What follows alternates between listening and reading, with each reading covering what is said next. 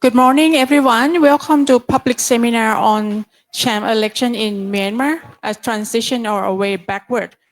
Today we have the event at the Faculty of Social Science, Chiang Mai University at the 4th floor, operation room. This seminar is hosting by Burma Concern and RCA.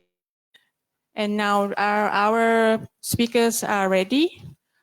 Unfortunately, for the beginning, for the introduction opening speech by Ajahn Chayan Wattanaputi, today he is not available. So we will start from the seminar by the speakers. I would like to invite Ajahn Sirada Khemmanitthathai from Faculty of Political Science and Public Administration, Chiang Mai University for moderator. Thank you so much. Hello, Swadika. Good morning, everybody, and Mingla Bashin.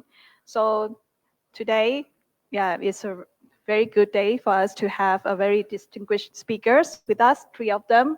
So 2 on site, Khin Ohnmar, also Mr. Htin and online, Ajahn Lalitta Hanwong. Yeah, so today, we're going to talk about the Junta control election or Sham election that will be held in December for the first phase, and the second phase sorry. Okay, this one is better. Good morning again, and Swadika Mingalabashin. I will introduce myself again. My name is Sirada Khemmanitthathai. I'm a lecturer at Faculty of Political Science and Public Administration, Chiang Mai University. It's my honor to be moderator here today for the very important session on the Sham election, or somebody might call junta control election or regime control election in Myanmar. And we like to welcome you guys to Faculty of Social Science, Chiang Mai University. And yeah, we'll also have the online live stream on the 3 pages, Facebook pages, Prasha Thai in English, Lana in Thai, and Burma Concern in.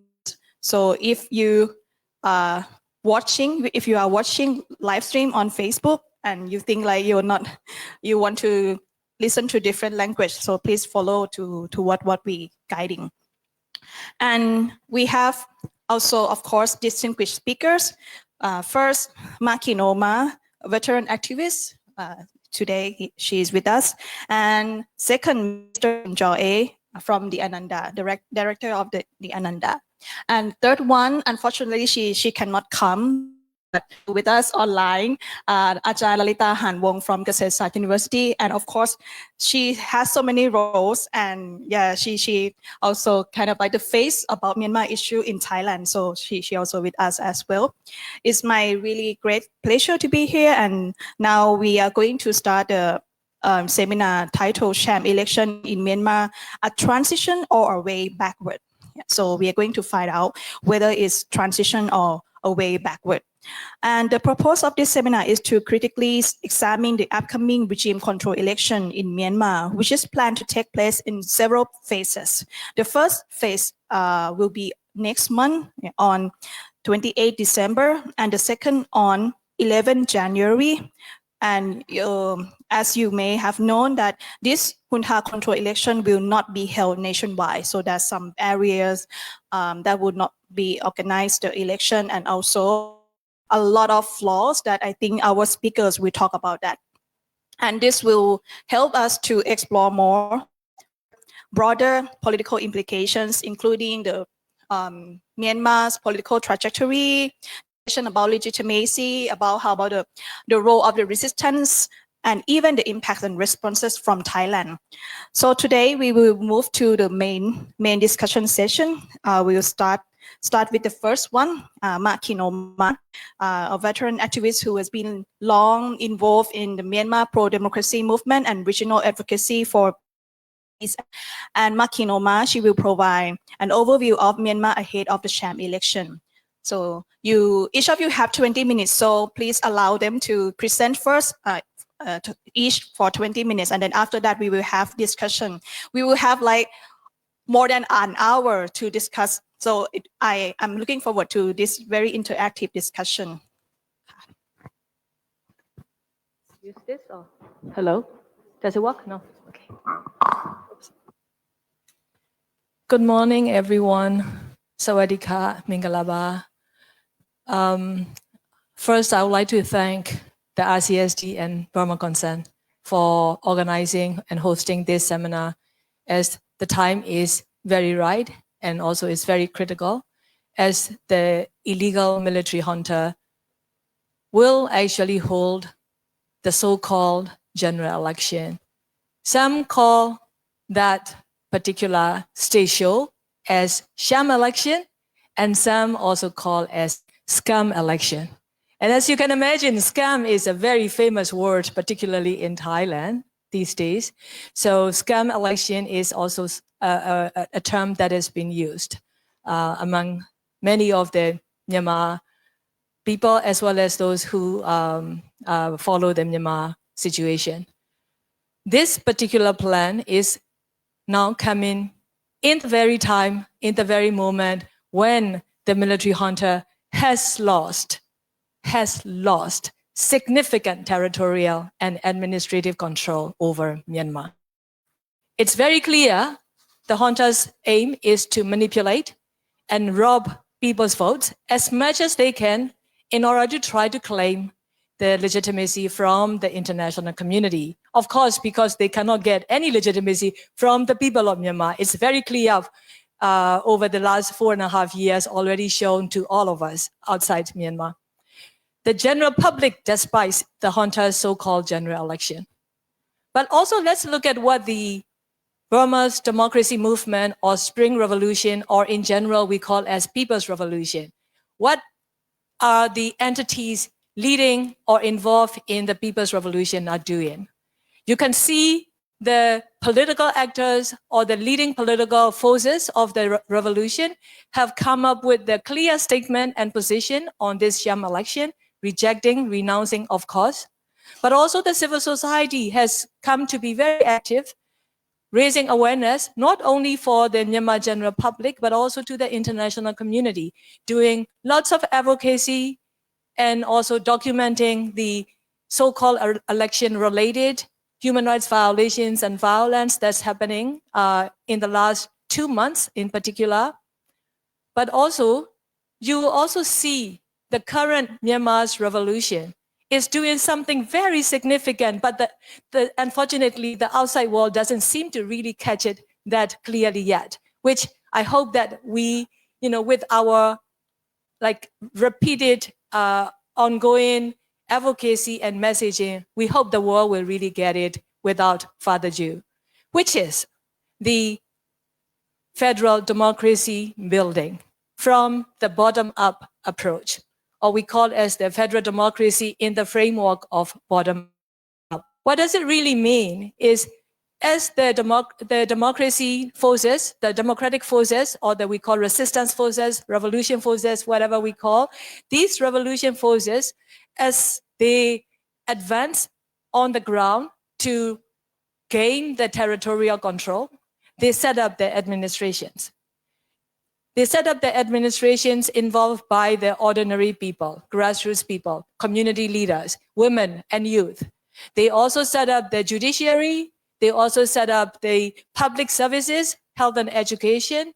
So the territorial control, for example, if you look at the closest to Thailand, which is the Karenni state, the smallest state in Myanmar, but the almost entire Karenni state is under the administration of the resistance movement called the Interim Executive Council of Karenni, the IEC Karenni, for example. So this is what the movement is doing. I'm not going to go into detail, of course, but what I would like to also update to you is with regards to this upcoming Sham election, the public not only despises, but the civil society and especially the young activists, they have already taken up on the ground, showing their rejection of this election by holding demonstrations, protests, for example. But also, if you look at the Myanmar people living abroad all over the world, in the United States, in Europe, and elsewhere, in Korea, Japan, they are holding the demonstrations. They are holding demonstrations to show that they are against this military sham election. And you will see a lot of social media campaign also. And some of the details of what the civil society, what the civil society is doing. My colleague, Htin Choe, as he will decipher the military sham election, he will also share with you some of those details. But now, let me share with you the overview of where Myanmar at the moment with regards to human rights and humanitarian situation. One thing that I would like to share with you is, if you look at the human rights situation, I would like for you to grab on the forms or the categories of the human rights violations that this military is committing. That is this heavy surveillance over the citizens who live in the area under the military's control at this moment. We have many areas that are resistance controlled. So the civilians in those areas don't have to worry about the surveillance from the online. But the situation for them is there is internet cut by the junta. Yeah. But also there is this ongoing arrest and imprisonment, torture, ill treatment, including rape and sexual violence, sexual assaults in the prisons and also in interrogation centers. There is forced conscription. I'll tell you a bit more detail later. But one particular collective punishment that military is doing is it's very severe that reach to the crimes against humanity and war crimes. That includes burning and destruction of villages and towns, ground artillery attacks, and the aerial bombings. Particularly targeting the civilians, the children, the schools, villages, hospitals, churches, the places of worship, and the medical clinics. There is also rape and gang rape by the military, but not only by the military soldiers. These days, we are seeing the rape being committed by the military's militia group called Pusoti, which is armed group. There are summary executions and mass killings. To date, over the last four years, over 300 mass killings. Each incident involved at least 5 people. And you will also see the weaponization and obstruction of humanitarian aid, particularly blocking the aid to reach to the war-affected civilians. If I may share with you some of the data, over 7,000 democracy activists and supporters have been killed. Among them, at least 1,300 were children and nearly 1,900 were women. The military junta has arrested 30,000 political activists and democracy supporters. Among them, over 600 are children and over 6,000 are women.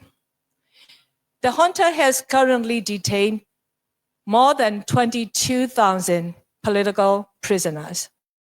Over 100 political prisoners have already died in the prison, particularly from the torture and ill treatment.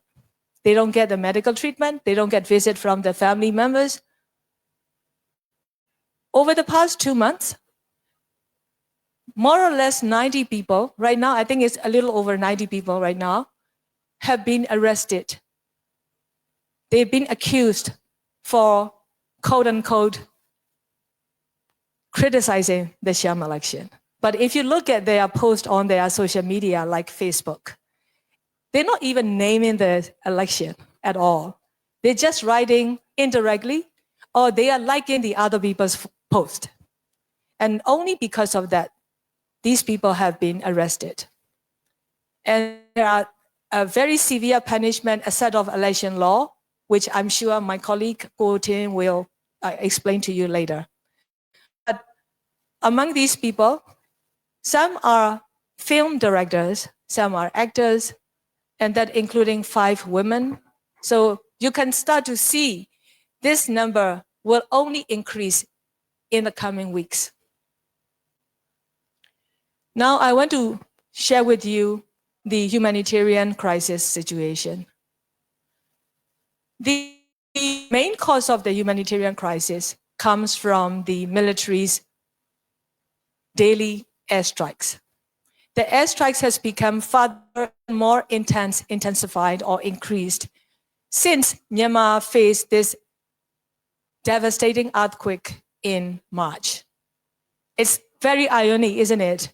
Because a country that was hit by a devastating earthquake of 7.7 magnitude, the military junta start even bombing in the same time of the earthquake.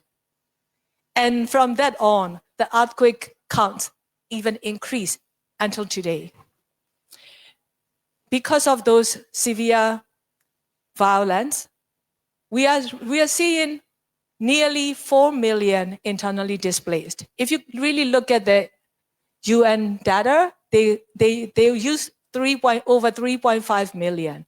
But people like us use nearly 4 million because UN data is always understated. The real data on the ground is much higher. And those 4 million, nearly 4 million internally displaced people who had to flee from their home, village, and all, moving and being mobile in the jungles in different areas with the temporary makeshifts. They have no humanitarian assistance from the UN agencies or international agencies. It's very simple because the military junta block the aid. They don't give the access to the UN agencies or international agencies. So we have seen this humanitarian crisis further intensified. I want to move on to the children's situation. As I was telling you, about 1,300 children have been killed since 2021. But the airstrikes are deliberately targeted to the children as well. Based on the evidence on the ground, we now come to conclude the airstrikes are also particularly targeting the young children who are the school, who are actually studying in the school. The schools are being bombed. And rape and sexual violence has increased, even to the gang rape. Gang rape has increased over the last few months, particularly also committed by the militia group of the Myanmar military junta. You have to also understand the Myanmar military is blacklisted by the United Nations for using sexual violence and rape in their military operations against anyone who is opposing them. So that's been since 2018, when the military raped a number of Rohingya women during their genocidal campaign in 2017. The last point is the forced conscription. As I was telling you, the military has lost significant territorial control, yeah? But not only that, they lost a significant number of manpower. Many of the military soldiers and also the officer levels have joined the People's Revolution, but also many died in the battlefield in the fighting against the so the military cannot recruit any more new recruits since 2021. Also because the central Myanmar, which is the stronghold for the military, particularly in their recruitment, the whole central Myanmar is against them. The whole central Myanmar is in revolution against this Myanmar military. So nobody is joining them, yeah? But they are losing so many people. So because of that, what the military did since last year, February, they enacted illegally the conscription law. This forced conscription has already recruited tens of thousands. And those young people, including those who've been deported from Malaysia, Those young people have been sent straight to the army camps where they had to take training for in a short time, being sent to the front line, where they are even used as human shields. They had to walk in front of the military soldiers. Of course, wearing the military uniform, when they encounter with the resistance forces, what will the resistance do? They are wearing the military uniform. So many of the new recruit, they actually raise their hand, raise their arms, or even raise their white flag and surrender to the resistance movement where the resistance forces give them protection. Yeah. So in conclusion, what I would like to say is that in the coming weeks, we're going to see more and more violence by this Myanmar military. Many young people leaving the country or fleeing the country from this forced conscription every day by all means possible. All means possible. We need your support and your attention to the Myanmar people situation more than ever before. As the military will step up and hold this so-called election, no matter what, no matter how flawed and how it lacks the legitimacy and legality, they will still do it because that's the only way for them to claim to the world that they are quote-unquote elected entity of Myanmar state. So with that, I will actually end my talk here and pass on to my colleague, where you will hear more as he will decipher this military sham election. Thank you very much for your attention.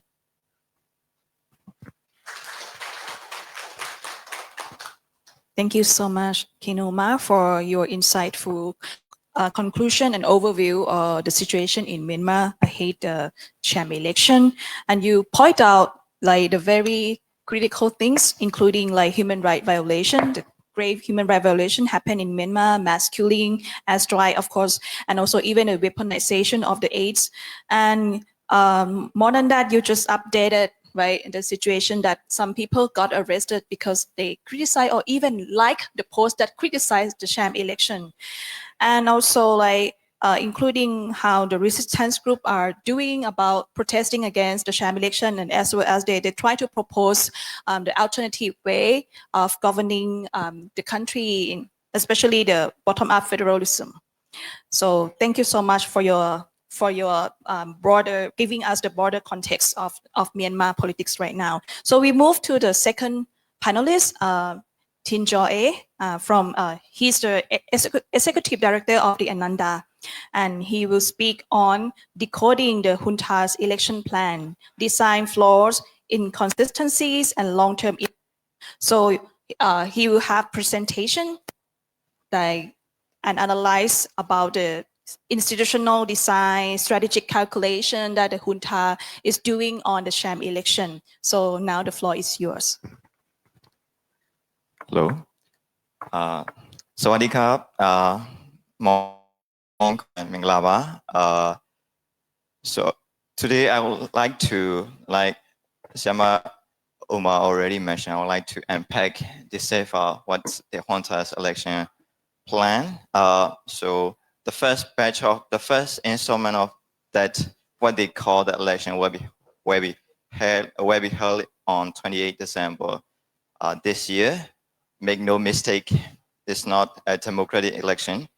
I wouldn't even call it an election. It's just not an election. It's a carefully orchestrated sham election designed to legitimize the military rule, systematically excluding millions of people, millions of votes, millions of people's voice. So I call it this election plan design wise. It's a sham by design, and also if you look into the implementation, administration of the election, so you will see a lot of arbitrary elements. So the junta is arbitrarily imposing the repressive law even against the political parties that are supporting the military junta. So I would like to look more detail into the junta's election plan and where they are trying to rig, and then what are the long-term impacts that this election would have for the people of Myanmar, for the democratic prospects, for the democratic institution of the country. So next slide, please. So when we talk about rigging the election, so rigging the elections happened way before the election day, way months before the election day, even years before the election days. So the first thing the dictators usually use the election as a toolbox, as an exit strategies, and then they try to use every way to rig an election. So the first two they goes to one they are trying to rig is gerrymandering. So they try to redraw the constituency maps. So this time the junta completely redraw the constituency maps of the election. So completely different to 2010, completely different to 2015, completely different to 2020 elections. So redrawing the maps, why do they have to redraw the constituency maps? What are the reasons? So they don't have to care who wins the election because the parties that are participating in this election are the parties backed by the junta, also the supporter of the military junta. So why do they have to care to gerrymander the constituency boundary? So the only reason, the only explanation is that they can't hold the election in across the country and around the nation. They can't hold the election nationwide. So they have to use gerrymandering to miss the areas that they can hold the election and then miss the area they can't hold the election, combine them into a constituency so that they can say to the world that they host the election in this constituency and then they elect the members of parliament. So the impact would be like disenfranchising millions of people in this constituency, and then while failing the seats of the parliament, So they will sporadically host the election across the country, and then they will fill the seats of the parliament. So after holding the election on the first phase on 28 December in less than one third of the country, so that would be the situation of the proposition of the parliament, the upper house and lower house. Next slide, please. So after holding only less than one third of the country in the first phase, they can fill 48% of the lower house, and they can fill up to 90% of the upper house. So that's really upset situation. So just by holding the election in less than one third of the country. So here in the black areas, that are the areas that 28% of the military appointees are sitting in the parliament. So in general, we say 28% of the military appointees, but what will happen is that the junta will fill each and every seat entitled to them by the 2008 constitution, which normally is more than 25%. So the proportion will be kind of like mostly the military will dominate the parliament, where even more than 25% of the parliamentary proposition. So that's just the first phase. They will hold the election in second phase and will hold the election for the second phase on 10 January, 10 more townships, so they can fill even more seats in the lower house, so they can conveniently form the government. So that's the plan. That's the reason they do the gerrymandering, to sporadically host the election across the country, fill the maximum numbers of seats in the parliament. And next slide, please. And this is where I say inconsistencies in holding this election. So they announced on the day the junta announced the election, they imposed states of emergency in 63 townships. So that means that majority of the townships across the country, about more than 200 townships are lifted. They see lifted state of emergency. That's actually not true, because a few days after the election was announced, they suspended the fundamental rights of the citizens. They suspended the constitutional citizen rights. So that means that the whole country is basically under the state of emergency. But if you look at the the first map here, you will see the 63 townships, under the direct, I would say direct formal state of emergency.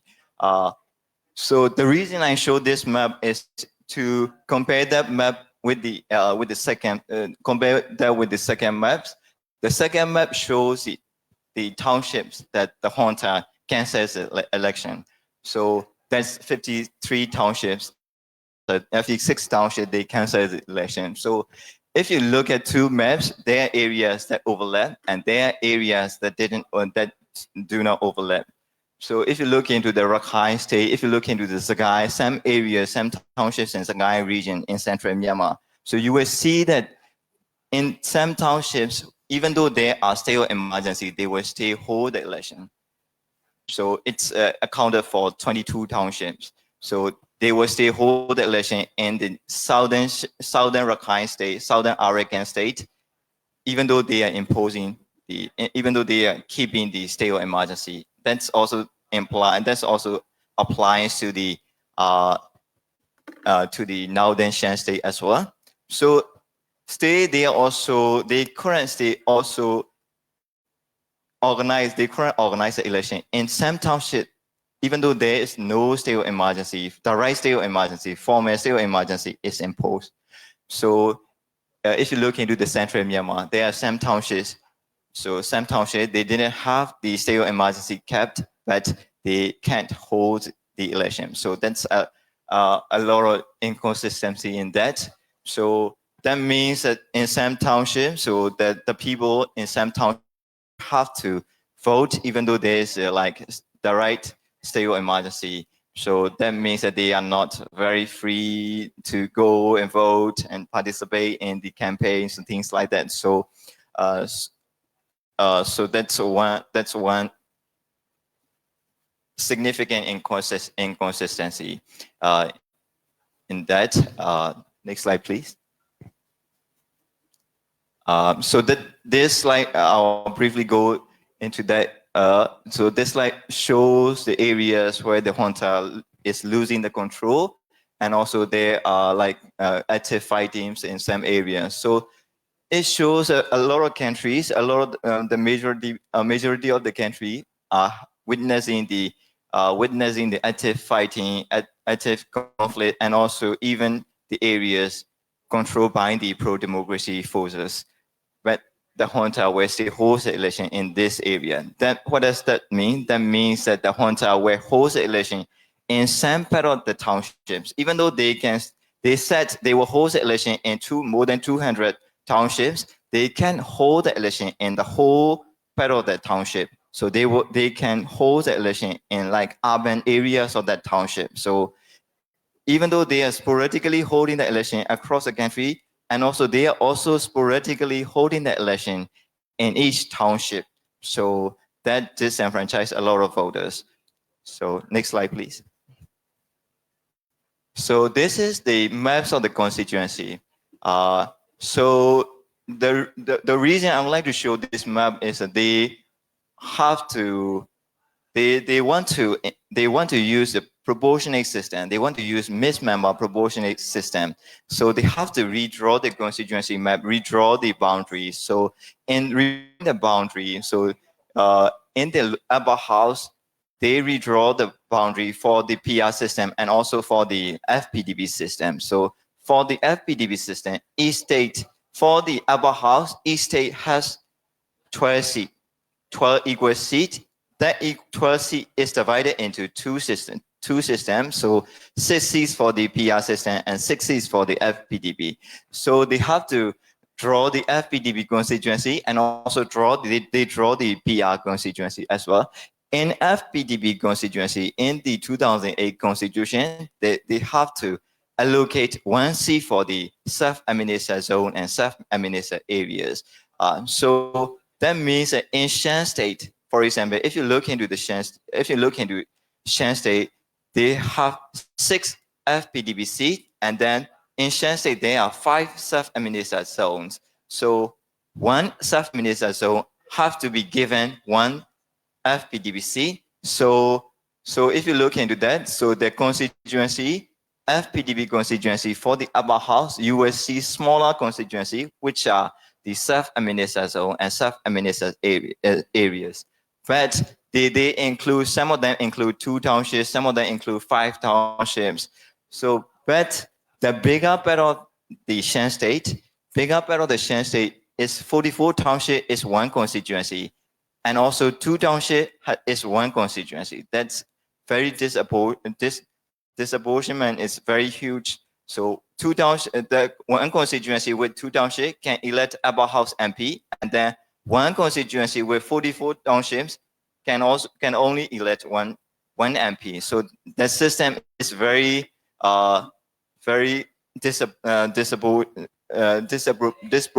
disproportionate. And if you look into the PR constituency as well, so normally the PR constituency is a state level PR system, also like nationwide PR system. But in this, they divided the PR constituency into smaller block, into 2 constituency, 3 constituencies. So they only keep the state level PR constituency in 5 states, Karen, Chiang, more and smaller states and smaller regions. They keep like state level PR system. So that's also have another implication. So I will go to the ballot system. So next, please. So here, so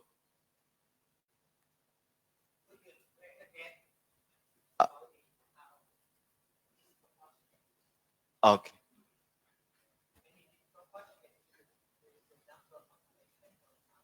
Okay. Yeah. That is called like voter disapportionment, where the voter can where the like 100 voters elect 1 MP, and then whereas in some constituency 1 million voter can only also elect 1 MP. So that means that there is voter disapportionment. So in this case, so 2 townships with smaller numbers of voters elect 1 members of MP for the for the upper house, and also 44 townships with millions of voters can also elect 1 MP for the upper house. So that is a kind of a huge voter disapportionment. So and yes. So it's a new system for this election. In the previous 2020,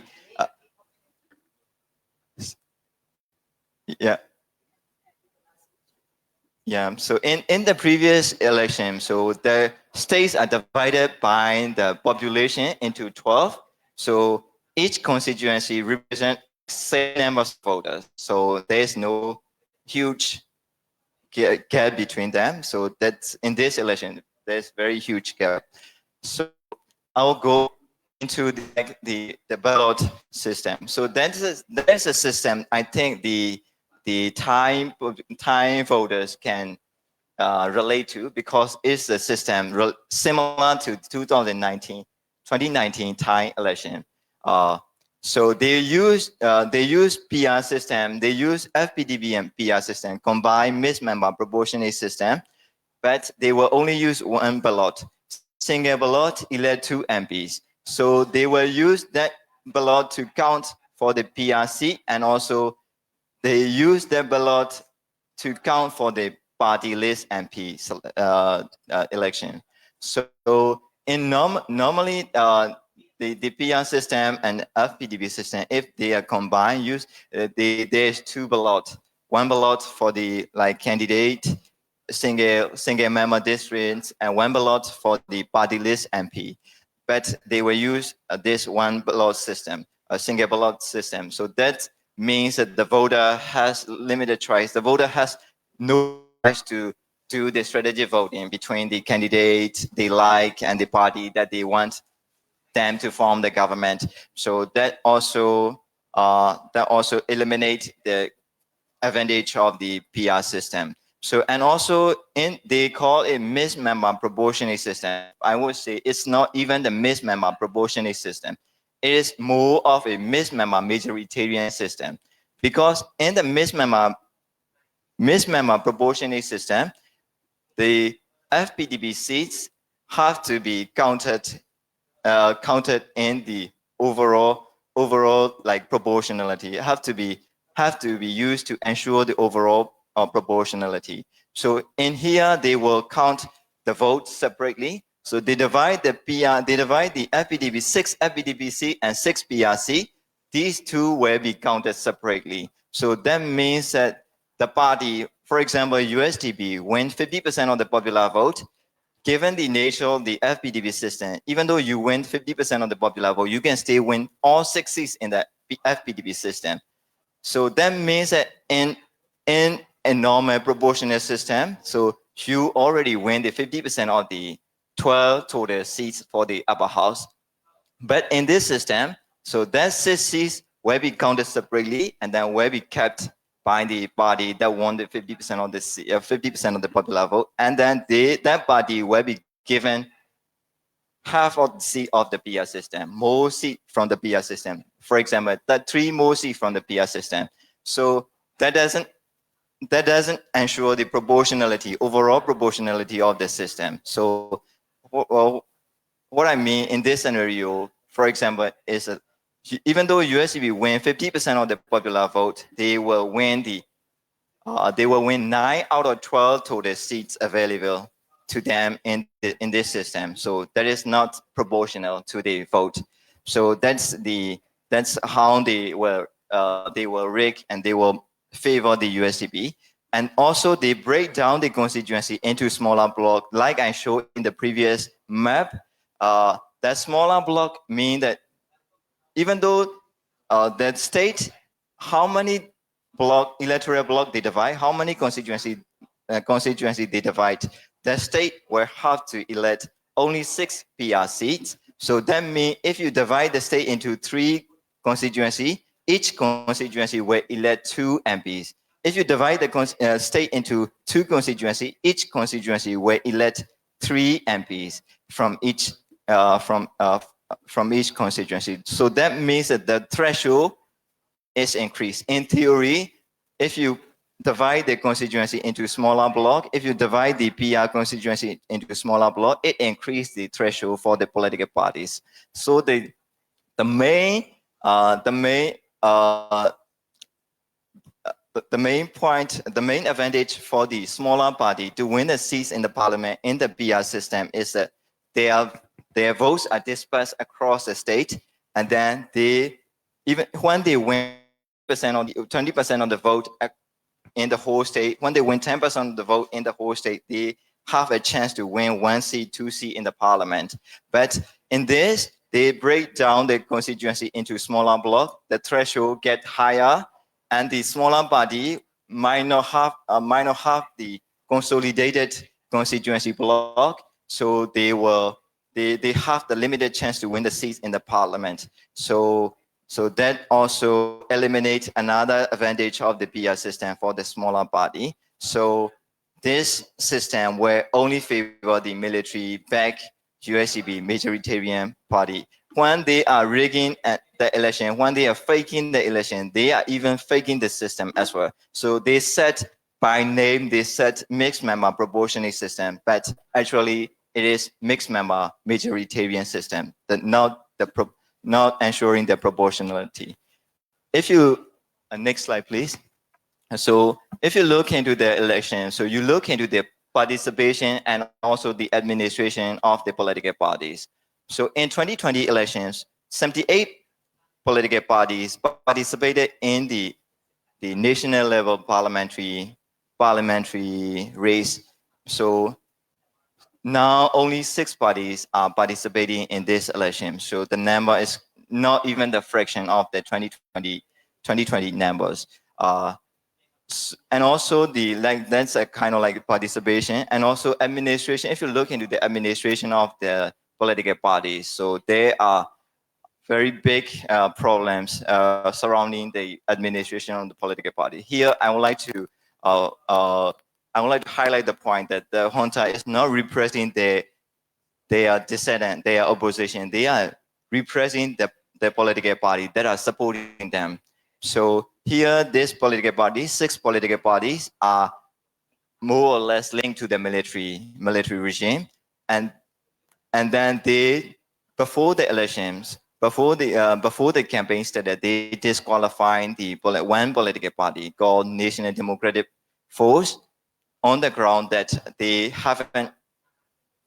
couldn't collect the numbers of members needed to participate in the election. So which that party said that's not true. So it's arbitrarily disqualifying the political party. So that party, that party has been supporting the elections and supporting supporting like the election plan that Junta has been doing. So quite like focused supporter of the military junta in this plan. 2 days after a few days after disqualifying this political party, they changed the rule.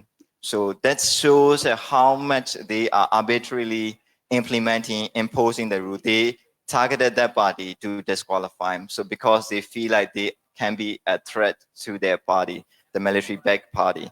And also another party. So here you will see the second party, People's Pioneer Party, which is led by the chairperson of that party is the former cabinet member of the military government, military regime, military junta cabinet.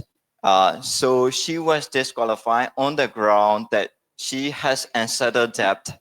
So which is the rule that the junta inserted in the amendment to the law before the election was announced. So it is that law that changes to the law is seemingly targeting that specific person. So she is quite like she is one of the vocal supporter of the junta as well. So that's another arbitrary administration of the political party. So they are suppressing the not just dissident, not just opposition, but also their supporter. That shows that they don't have the confidence to hold the election because they are losing a lot of grounds. They are losing a lot of credibility, and then they don't trust anyone who are even on their side. And the next slide, please, which is the last one. So, so when we talk about the election, it's not just the election. It's not just the elections campaigning. So when the people outside look into Myanmar election, so they would think that there will be a lot of free and fair free speech and a lot of campaignings and things like that. But actually, which is not true. What's actually happening is that there are more repressive law imposed before the election and during the election, and also that laws take away the rights of the citizen. That law is becoming more repressive tools for the military junta. So the first thing is the cyber security law, which criminalizes the use of VPN. In Myanmar, a lot of social media are blacklisted. A lot of social media, we can use Facebook without having the VPN. So they criminalize the use of VPN. So anyone who uses Facebook in Myanmar are kind of like criminal by that law, cybersecurity law. The law was ended on 1st January 2025, which is not a coincidence because 2025 is an election year that they planning to do the election. And another thing is that they put the law into force on the day the election was announced. So that's not another coincidence. So they are intentionally using that law for the election. So that law, they will use broadly to criminalize and imprison the political activists, anyone who criticize the junta. So another law is the election protection law. Election protection law is a law they announced after the election is declared by the junta. So the law criminalize any criticisms against the election. So that's really upset law. So if your criticism, so if your speech or if your action resulted in anyone's death in any place, even though if it is not linked directly, you can be given the death penalty. So that's another repressive law. now around nearly 100 people were arrested. Like Siama mentioned, nearly 100 people were arrested. Not even the activists, just the normal civilians were arrested for using that law. So one of the film director, one of the movie director who is arrested is because he is giving the reaction to a Facebook post criticizing the election. So just by pressing the haha or just by pressing left react in Facebook can result in your imprisonment. So that's a really upset law. Another law is the Citizen Privacy, Safety and Security Law, which is a suspension of the law. So the law has certain clauses that guarantee the fundamental rights of the citizen, like you have has the right not to be arrested without any warrant or not to be detained without any warrant for more than 20 years, or not to be followed by the military surveillance, or not to be tapped and not to be intercepted by the government or things like that. These fundamental rights are like dissolved, suspended using the law amendment. So that will be using the law. So this law a lot in this period. So currently, I would say we will see more and more of arrests using this law and more imprisonment with the use of this law. So what will happen after the election is that there will be the junta having no confidence, having no credibility, having no trust in anyone, even though the ones that they support. So there will be violence after the election. So that will create even more humanitarian crisis across the border with Myanmar, Thai. So there will be the people, especially the younger people inside the country, will have to flee the country because there will be more repressive laws imposed on them. So there will be more conflicts and violence in central Myanmar. So that will be the election will not be an exit. There will be like escalation of the violence, escalation of the repression for the people of Myanmar. So that's why we have to reject the election unequivocally. And also in terms of the long-term impact, the system, like I mentioned before, the system is really rigged, very irregular system they are trying to impose. So that will not be, that system will not survive the democratic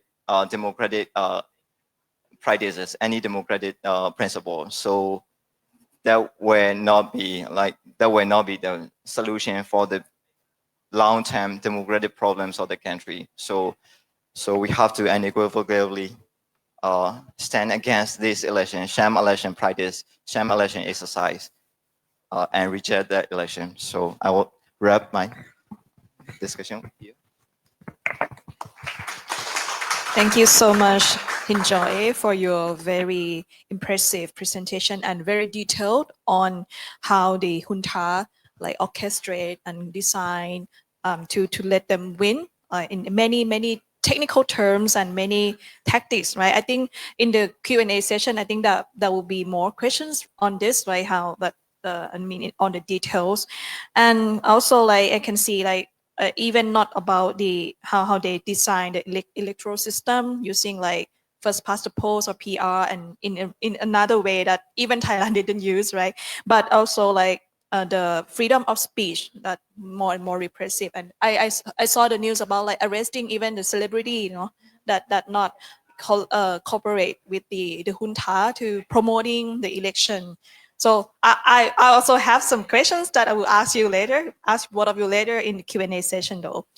And thank you so much that you point out that about the election is not the exit, right? It's kind of like will make the violence be escalated later.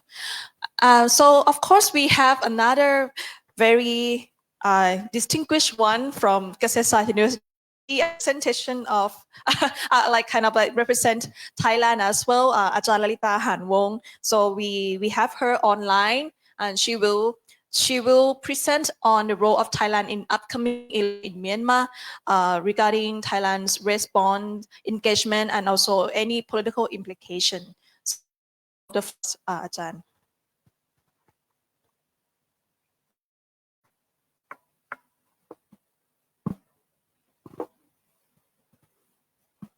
อาจารย์ your microphone เปิดแล้วค่ะ it's the sound system here sorry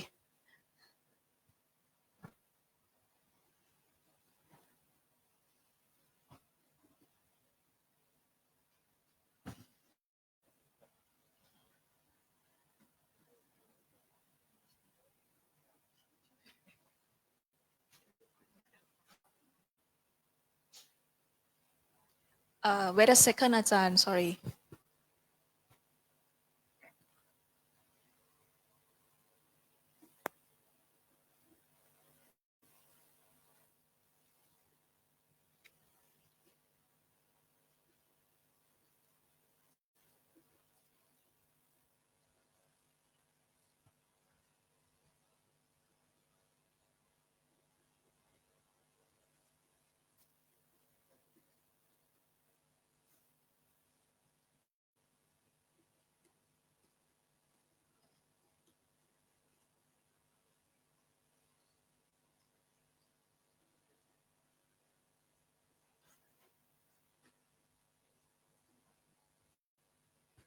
sorry no we waiting for preparing the system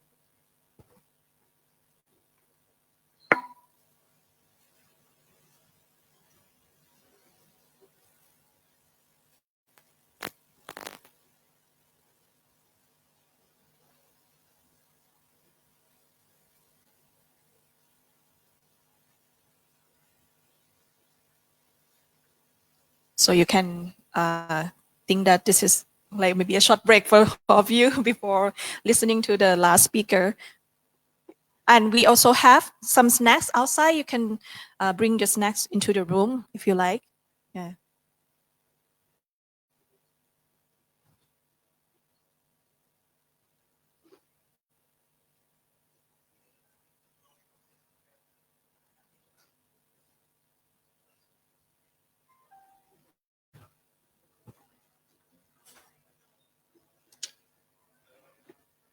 Yes, for those who are online with us, we now live streaming on the about the public seminar titled Sham Election in Myanmar, Transition or a Way Backward.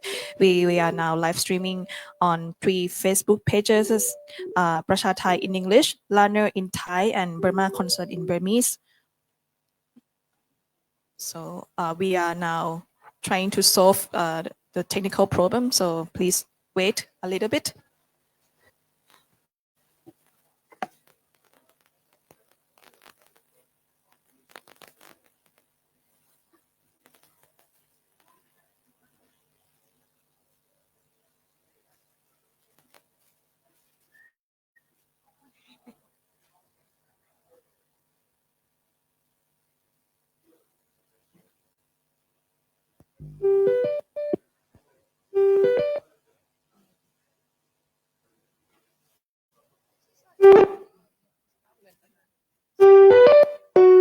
ได้ยังอ่ะ ยากอีกเหรอ กำลังจะได้คณะเลเจียมา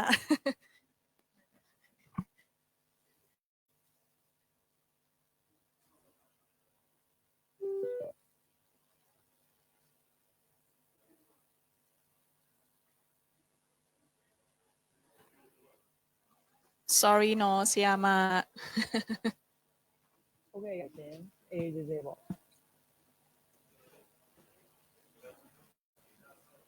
โ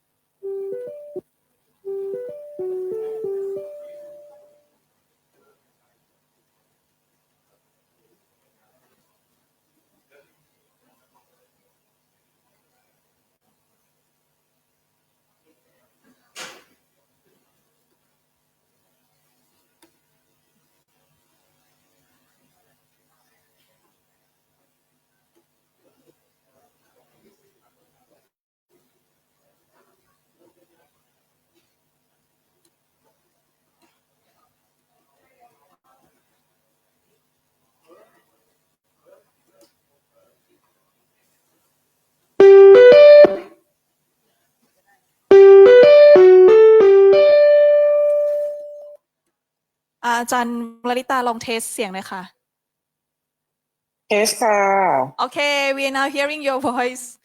So sorry Wow. to keep you wait. Sorry. Okay. ค่ะ Okay. 介紹希望 Okay, you can start. Okay, ready เนาะ ready ไหมเนาะ ย่าบี Okay, okay, okay. มิงลาบาเชนสวัสดีค่ะ Hello everybody. It's great to be here this morning. I feel a bit strange here as the only Thai person in this panel. And I don't have so many details like Khin Ohnmar and another speaker. But I'm just going to tell you the way I feel about Thailand's role in this upcoming election. Now, as a Thai person who's interested about Myanmar, as a Thai person who has been involved directly or indirectly in security in terms of NGOs and other agencies here and there. I don't know. I don't really know how much I can say, and I do not represent the government whatsoever. Everything that I'm going to say is entirely my observation. There are some gossips that I will probably tell you, and there are some insightful opinions that I will be giving you. So let's get started. I only have a few pages of PowerPoint, and it's going to be a lot of things that I'll be saying. You already know. Some of them are probably in your mind, but you're just not certain if this is what it is exactly. But I'll give you a reassurance that Thailand has no clear plan or no clear policy about Myanmar yet. And I've been talking to so many people, government officials, the top military leaders in this country. And one thing that I can honestly tell you is that Thailand does not have any clear-cut strategy on Myanmar yet. Well, there are plans, there are operations here and there, but there is nothing that we can actually call a white paper on Myanmar. Let's put it that way. So Thailand's standpoint on Myanmar, I just told you that it feels a bit strange for me to be here to talk about Thailand and how Thailand thinks about the next election in Myanmar, because I'm trying to follow news and updates on what Thai authorities, the Thai government think about all this. But unfortunately, there are very, very few updates, to be honest.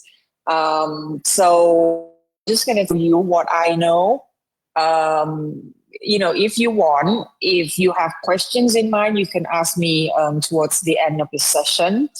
But once again, I apologize that I'm not in Chiang Mai in person, and I may have to leave the session a bit early because I will have to travel to Htin after this. Now, once again, we already know, everybody in this room knows, people at home, we all know that Thailand and Myanmar have a very, very long border. And this border has always been very sophisticated, complicated in its own way. 2,401 kilometers of shared border. But what I'm worried really, we have a big thing with Cambodia at the moment. But, there's a lot of problems in terms of delimitation and demarcation between Thailand and Cambodia, right? But with Cambodia, Thailand has been successful implementing some sort of mapping, using mapping technologies to, basically to demarcate. But with Myanmar, there is no such process. And we do not have any clear-cut demarcation between Myanmar and Thailand.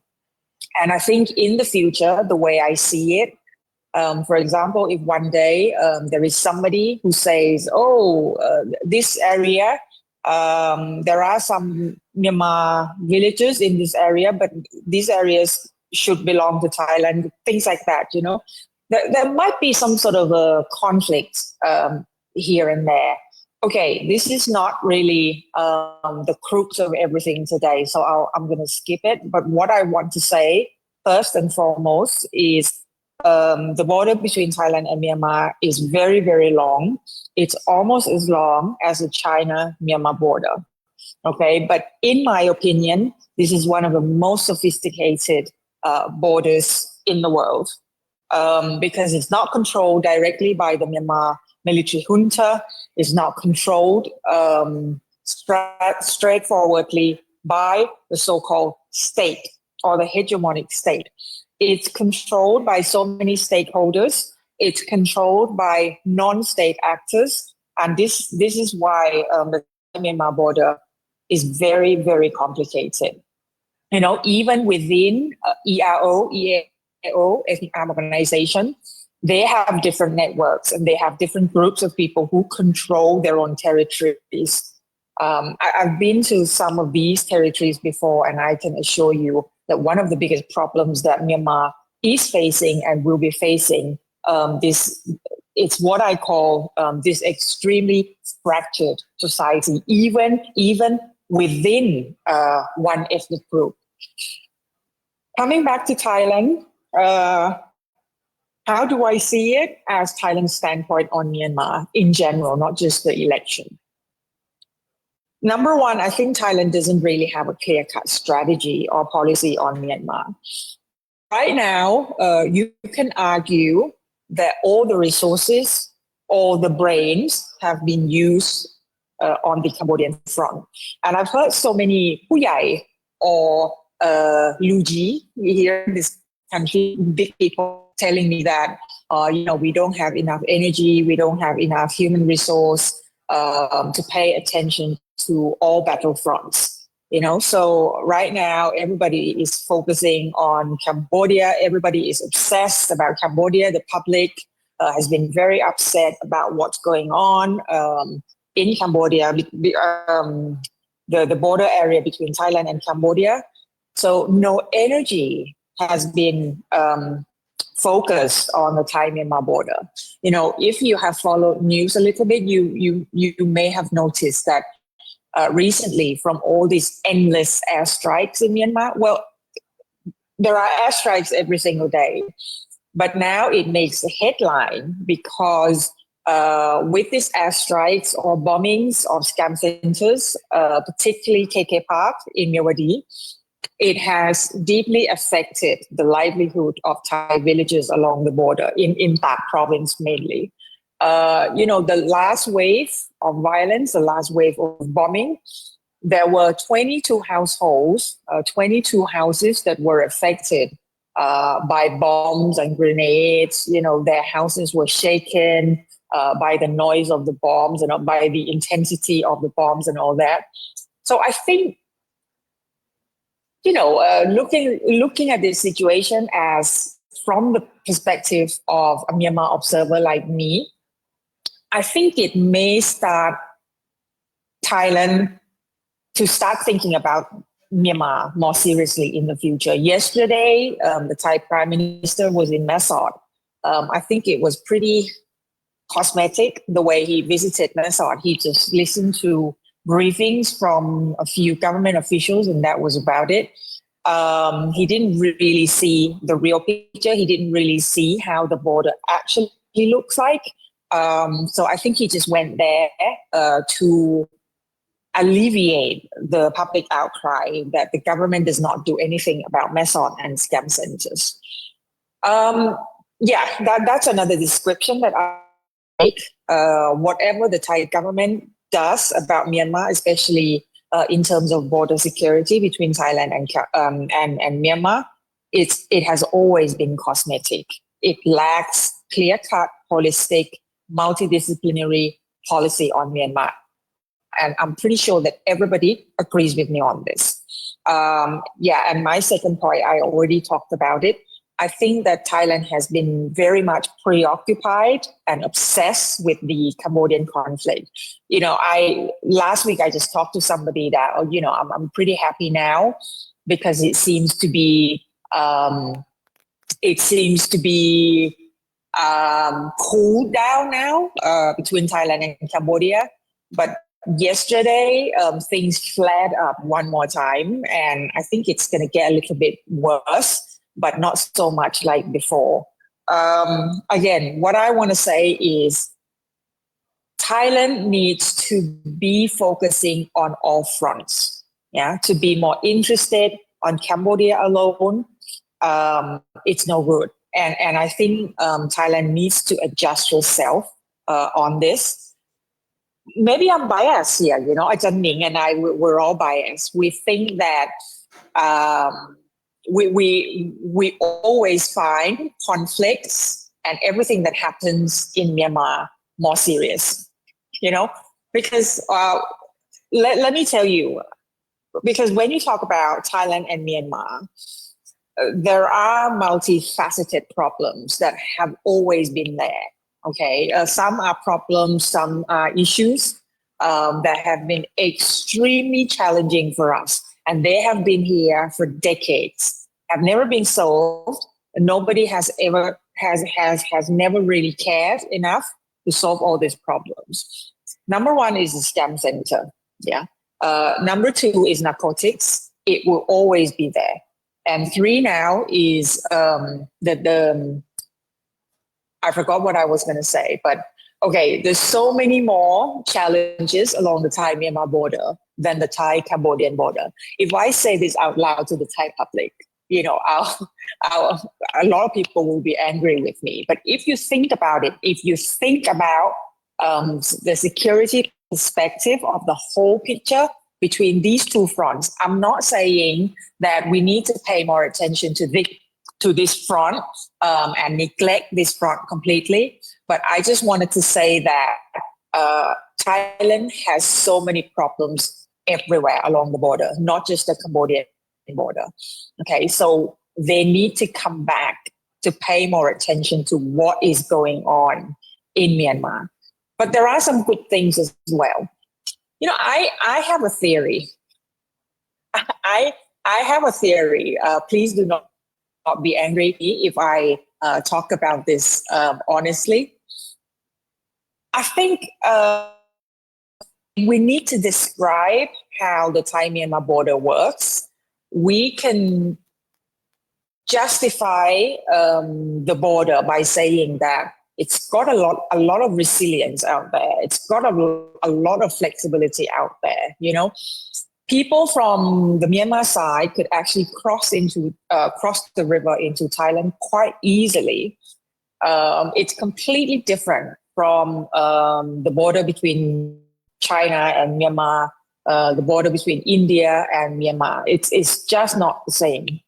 Yeah, I think that this flexible border is a double-edged sword, meaning that there are pros, but at the same time there are cons. I'm not going to talk so much into detail about these things, but let me come back to the rest of the bullet points that I have here. Within the Thai government, within the Thai civil service, Ajahn Ning is really familiar with that also because she graduated from the Faculty of Political Sciences in International Relations. And we all know that IR people here in Thailand are highly regarded by the society as the crème de la crème, the best of the best of humanities and social science students. Okay, no wonder that IR students, top of them, go to the Ministry of Foreign Affairs. They are employed by the Ministry of Foreign Affairs. They are employed by the National Security Council. They are employed by the Ministry of Interior, so on and so forth. So a lot of, the best students from international relations, political science departments, both in Chula, Thammasat, and Chiang Mai, they're usually employed by the Thai civil service. The trend is now, of course, changing, but I think there's still a lot of students still hold this kind of value that the best IR students go to the civil service. Okay. But lately, the way we talk about relations students and alumni, oftentimes I hear people say something like, oh, why they're so good at concepts, they're so good at, but when they get out and when they actually have to work as diplomats, it just doesn't work. And the more brilliant people of the batch have become just ordinary people who don't ask questions. They have, just people who have become so quiet. Yeah. I have a description on this, and I'll try to elaborate on this. I think the civil service here in Thailand, for one, is particularly good for people who don't really have to do much. If you're silent, if you're quiet, then you progress. But if you think critically, and if you want to do something, you want to implement something new, you want to create breakthroughs in foreign policy, then there will always be room for other people to attack you, to accuse you of doing too much. Okay, so that's why in the last decade or so, foreign policy of Thailand has been weakened by this indifference.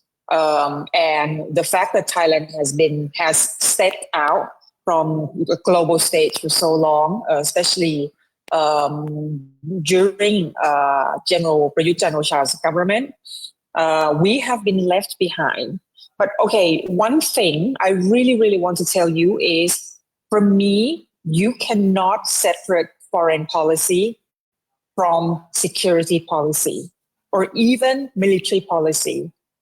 But when we talk about all these policies, foreign policy belongs to all these diplomats from the Ministry of Foreign Affairs. Security policy, it may belong to people from the National Security Council. For me, it's not true. But the fact that the Thai civil service, people always work in silos in their own boxes. They're not very much, they're not used to coordinate very much. Okay. So when they have to work together, when they have to collaborate, when a problem comes, when there's a serious issue, they definitely have a problem. I think one of the most challenging things that Thailand has ever faced in the last 5 or 6 years is the scam center. And this is the greatest taste of collaboration, of efficient collaboration between all state agencies here in Thailand. But as you can see from the news, from the media, that they haven't really successfully worked together. Okay, my last point, PowerPoint, for this page, for this slide. Every time I appear on the media, or sometimes I appear on a webinar like this, particularly with the Myanmar audience or international audience. And when I say, you know what, Thailand is still holding this principle of the G2G approach, meaning that whatever happens in Myanmar, it's always Naypyidaw that they want to talk to. And people would get frustrated. They would raise their eyebrows and they would ask me, why would they find having this relationship with Naypyidaw so precious and so valuable for them? I say, listen, Myanmar at the end of the day is the most immediate neighbor with Thailand. Okay, for me, it's always Myanmar that is the most immediate neighbor of Thailand. Okay, it's the kind of neighbor that doesn't really give us direct problems, not like Cambodia. Okay, but at the same time, a lot of things, a lot of developments that happen in Myanmar have always affected Thailand. We I mean, my colleagues and I, we just issued a report on Myanmar migration into Thailand. And the research grant was actually given by the Royal Thai Armed Forces. Yeah. It started with a very simple question: how many Myanmar migrant workers, illegal or legal, are here in Thailand? And the team, excellent team, led by Kun Siwawong and Kun Mick, and IOM as well, they estimate that there should be around 6 to 7 million Myanmar migrant workers, or even not migrant workers, here in Thailand. Look, this is 10% of our entire population here in Thailand. This is a very, very big thing. Yeah. So whatever happens in Myanmar, let's say there are atrocities in Myanmar, there's violence in Myanmar, people will eventually find, we're all human. People will always find the safest place for them and their children and their family. Okay. And luckily, I'm not saying that Thailand is perfect. Even for us, Ajahn Ning and I, we always find it a little bit meh at times. But at the end of the day, there are, certain systems that allow people to live here, not entirely freely, but to be able to survive. Okay. And this is how it all happens. But at the same time, talking about the Thai government, they still stick with the G2G approach. Sometimes I get super frustrated about this. Let's say we now have a big problem with the rivers in the north, the Kok Roksai rivers, right? Which are now contaminated with arsenic coming from the unregulated mining in UW controlled areas in southern Shan state. Now, this is very complicated. If I have to explain this issue to a global, an environmentalist, somebody from somewhere, let's say from India, let's say from Brazil, they would not really understand how many people, how many stakeholders are here. So the unregulated mining is by Chinese. It's in Wa control areas within Shan states, and Shan states are within Myanmar. It gives us a lot of headaches. But when this problem arose, the only way that the Thai government could think of is to send letters to the Sorry, Naypyidaw Ajahn, government. you have less than 3 minutes to finish. Okay. I don't have so many things to say. Okay. Bottom line is it's always been the G2G government. It's always the G2G relationship. Now, there are many problems that I would like to present to you. Maybe we can elaborate on this. I think in the eyes of Thailand, the opposition, the resistance is pretty weak. Yeah, we can talk about NUG, NUCC, so on and so forth. And a lot of them are here in Thailand. I have been asking so many people, and it's always the same question of, we have never really been approached by NUG and the resistance. Within EAOs and EAOs, they're also extremely fractured. And also, one thing that always perplexes me is violence in Myanmar is intense. Yeah, people die every single day, women and children, but the international community remains silent on this. Thailand has a lot of dilemmas with Myanmar. I can elaborate later if you want. Solution, I think that what Thailand should gear towards from Myanmar is, I seriously think that there must be a special envoy for Myanmar.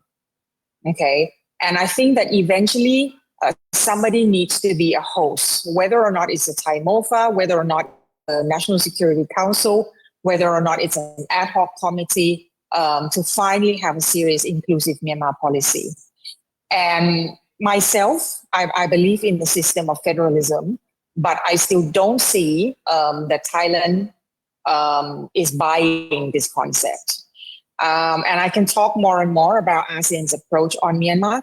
I think the move from ASEAN not to send their observers to the Sham election at the end of this year and the beginning of next year is a very good move indeed. And it's just the beginning for ASEAN's more inclusive policy on Myanmar. And I just have the last picture of, I wanted to say a little bit more about this. You can have a look that there are different identities here. There are some military, paramilitary ranges, and there is a regular soldier here. When IDPs fled Myanmar into Thailand, they were put in temporary shelters, right? When violence dies down, then they go back to where they belong in their homeland. What I wanted to say by showing you this picture is because of resilience, because of flexibility, that allows people to move, well, I wouldn't say freely, but more or less freely between Thailand and Myanmar. But I'm not so sure what's going to happen in the near future, because at the end of the day, when we talk about the relationship between Thailand and somebody else, especially our neighboring countries, we always talk about the stability of the Thai government, which for me is still at stake. And anything at all could happen at this very moment. Thank you. Thank you, Ajahn, for your presentation. Ajahn, what did time? Did I take too long? Yeah, it's the right timing, Ajahn. But what time you have to leave, Ajahn? I want to leave at like 11:30 if that's possible. 11:30. So now we are going to have like Q&A session, and then maybe some questions that you ask, I will let Ajahn Lalitta answer first, so that she can leave for her trip. And yeah, now we open the floor for anyone here, and also for those who are on our Facebook, I think you can also put in the comment section, so that our team will see some questions on that as well, either in Prasha Thai, Burma Concern, or Laner. Maybe I will start here first for those have with us in the room.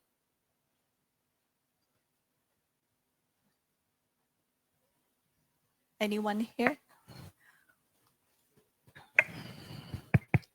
I have a quick question to the last panelist, Ajahn. So, suppose the rig or scam elections happen in Myanmar, like after these scam elections, would you think the Thai government would be the first ASEAN government that jump to welcome or accept the result of whatever the result of the election? Thank you. Yeah, can I just let Ajahn Lalitta answer this first? I don't think so. I don't think that the Thai government, especially the Thai MOFA under His Excellency Sirada, I don't think that they would do that. I think that ASEAN and Thailand have come to a point, to a conclusion where there won't be any formal endorsement of this election. And the fact that ASEAN will not send any observer to the Sham election, I don't think that Thailand could break, the consensus of this ASEAN way not to endorse the election. So yeah, my conclusion here is very simple. I don't think that the Thai government would do that. Okay, thank you. And you have other questions from the floor?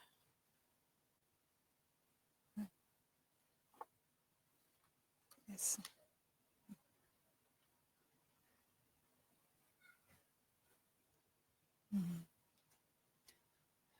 Maybe if not, I will ask Khin Ohnmar about how you foresee after the election, there's any situation that might happen after the election, the Sham election.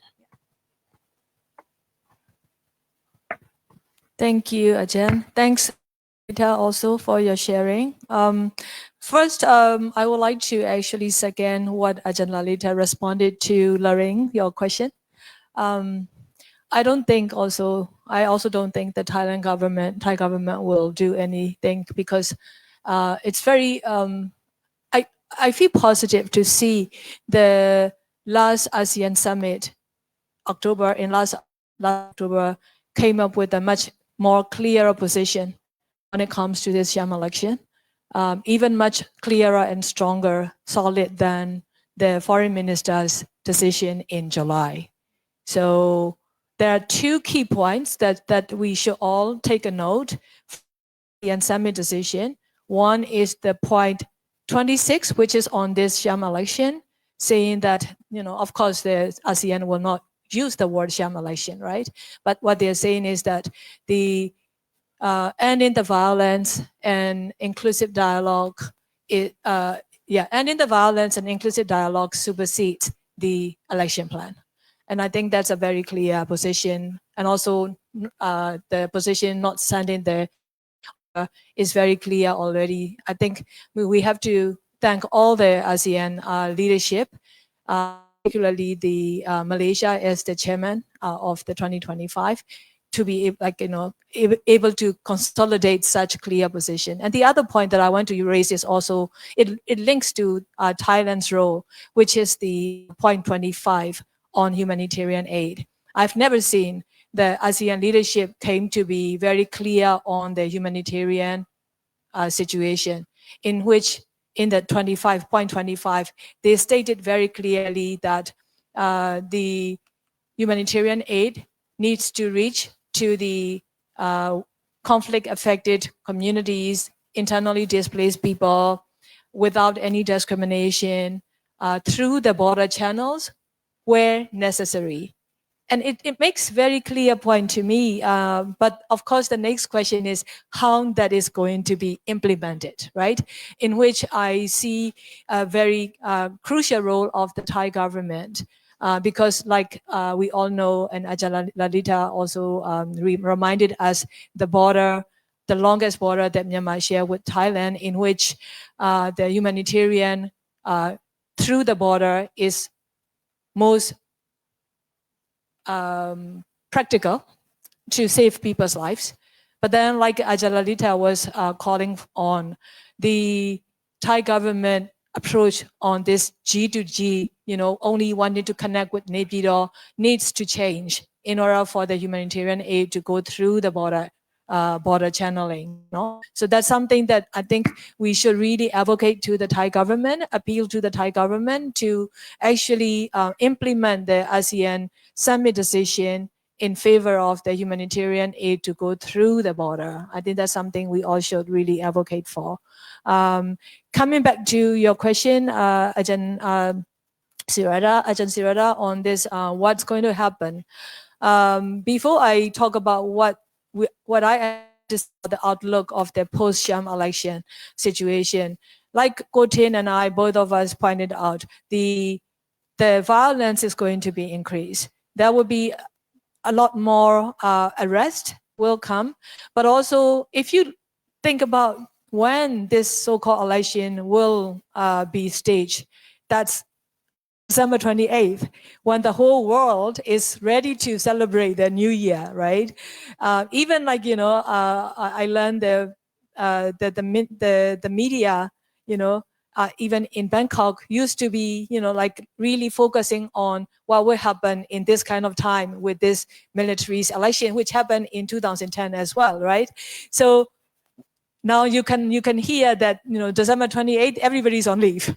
So even like that's why many of us say that they chose the December 28th intentionally, so that there will be no attention, from the world, so they can bypass the world watching, over them.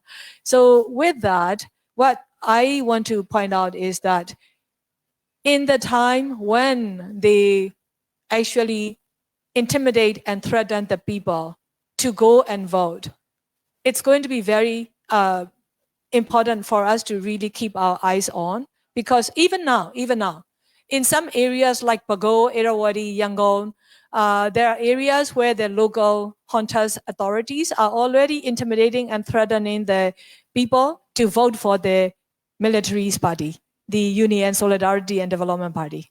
And the other issue that we need to really watch out is the Myanmar electronic voting machine. I mean, look at the name, Myanmar electronic voting machine. So which means made in Myanmar, no? And you can imagine like made in Myanmar machines, nobody, know what really is all about. And even you go and ask these political parties, who are going to be contesting, they're not even clear of what this machine is going to be all about. And as far as we learn, the voters will not have the privacy, where they have no choice either whether to vote or not to vote, right? They have the right, right? But they don't have the choice right now with this machine where they will just press button, and then with no privacy. Well, let's look at this. One of the 4 laws of the election protection law. One say that if anybody is seen damaging the ballot machines, damaging this electronic machines, or damaging the poll station, they can be sentenced to from 7 to 8 years imprisonment if it is one. If it is in group, that can go to up to 20 years imprisonment or even life. So now let's imagine a Myanmar person who's afraid, who knows that they will be in trouble if they don't show up at the poll station. And show up at the poll station. Right here, there is this machine that they have no clue, and they feel worried for their security. And let's say they touch the machine and seen as something went wrong. Then that person can be accused already of, with this law, damaging the machine, see, or the ballots. So that person is in trouble already. But also, if you think about it, Myanmar's the electricity in most of the places. And this is an electronic voting machine. And that is nothing about, if there are no electricity and if something wrong during the voting time, who's going to count in the votes and all of that. So it's just so much of these complication and confusion that people will be very worried about their security, no? So that is during. But Sirada, you already mentioned the 2 phases of the election dates, December 28, January 11. But we don't know the third one. I think they're going to wait. So looks like the strategy is they will intensify the air and ground attacks in the areas. They will target those areas that are under the resistance control. And they will regain their territorial control along the time that they will hold or manage these elections in 2 phases. So that means we are going to see more violence, more people's casualty, and all of that. What could happen in the case that they are able to complete and declare the world that the elections being held? Yeah, you have to understand also who are contesting in this election. Look at the 57 political parties.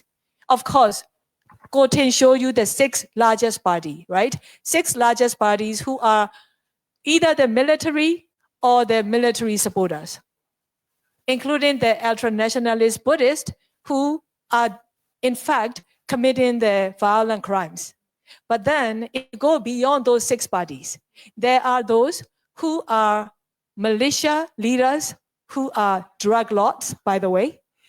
And please don't be, surprised about that, because even in 2010 election, if you will remember the Myanmar friends in the room, if you will remember, after the 2010, there was a speaker of the Speaker of theပြည်သူ့လွှတ်တော် or ပြည်ထောင်စုလွှတ်တော် Tikum Nyat, right? And Tikum Nyat is actually a drug lord. So don't be surprised if we're going to see an entity as a result of the post-Sham election, and that will be comprised with the militaries, militias, drug lords, and even we shouldn't be surprised if there are those who are connected to the scam businesses, no? So that is exactly what we're going to see after the post-Sham election. Yeah. Thank you, Khin Ohnmar, for your elaboration on even including, actually it was my next question about the electronic machine. So you have pointed out that, and yeah, and it's more than just about the machine though. It's about even the electricity in the country, and then the tactics that they will use, right?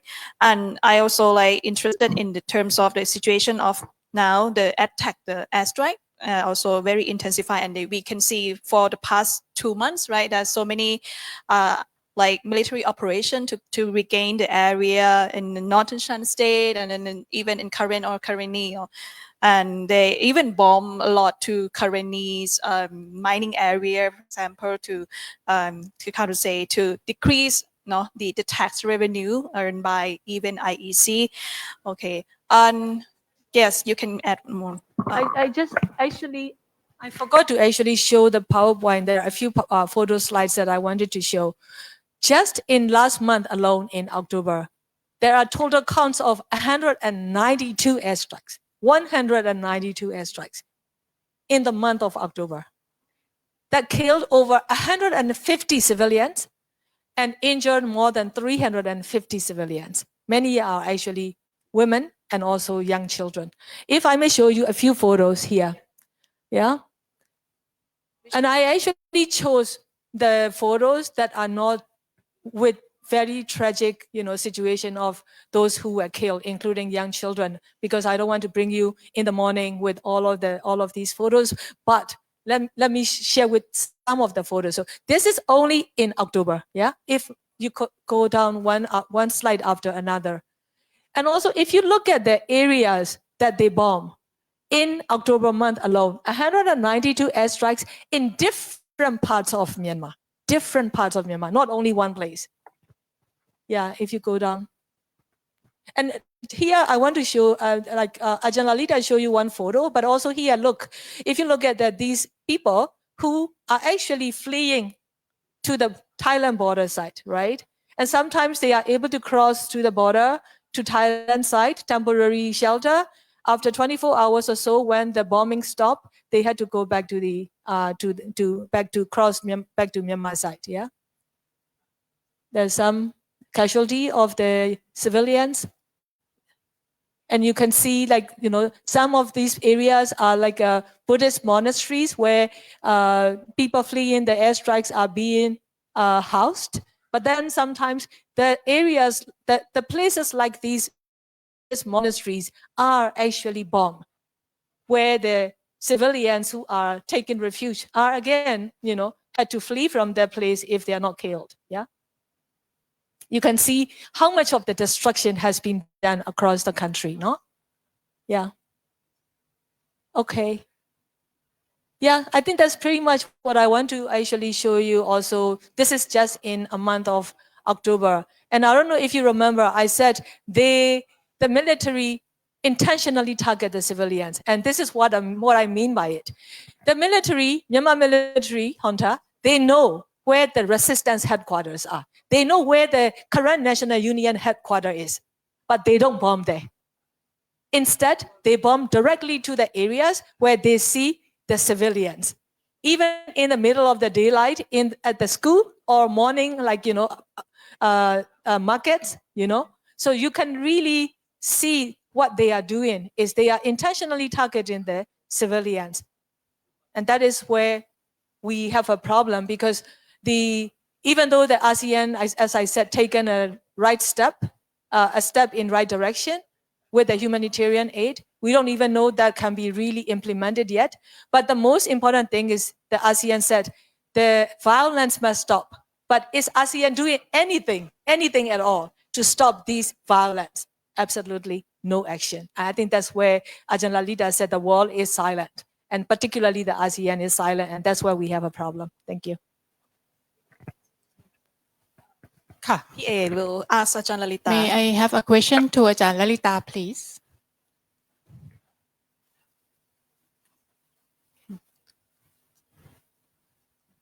Ajahn Lalitta, I have one question about the impacts of Thai national politics to Myanmar, because the upcoming Thai election is also supposed to be in March. And then during last government, let's say there are some moves, probably at the government or the parliament. But in the next election, how do you see what would be a hopeful or hopeless about Thai politics in the impacts with the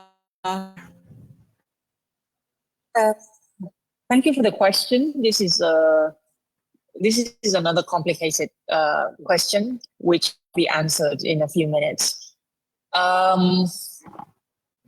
First of all, we still don't know and don't predict who would lead the next government. Some would say thatภูมิใจไทย party, the current ruling party, will do everything in their capacity to win the next election. And they have been trying very hard to do so. So ifภูมิใจไทย party wins the next election, then it will be pretty much the same. I'll give you one example. Yesterday, when Prime Minister went to Masot, he said something pretty striking, something that I never heard even General Prayut said before.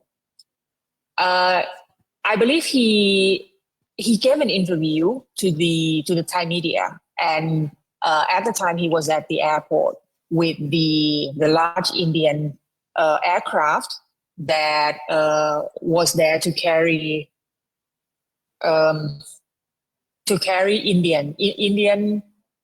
Indian citizens back to India from the scam center in KK Park, right?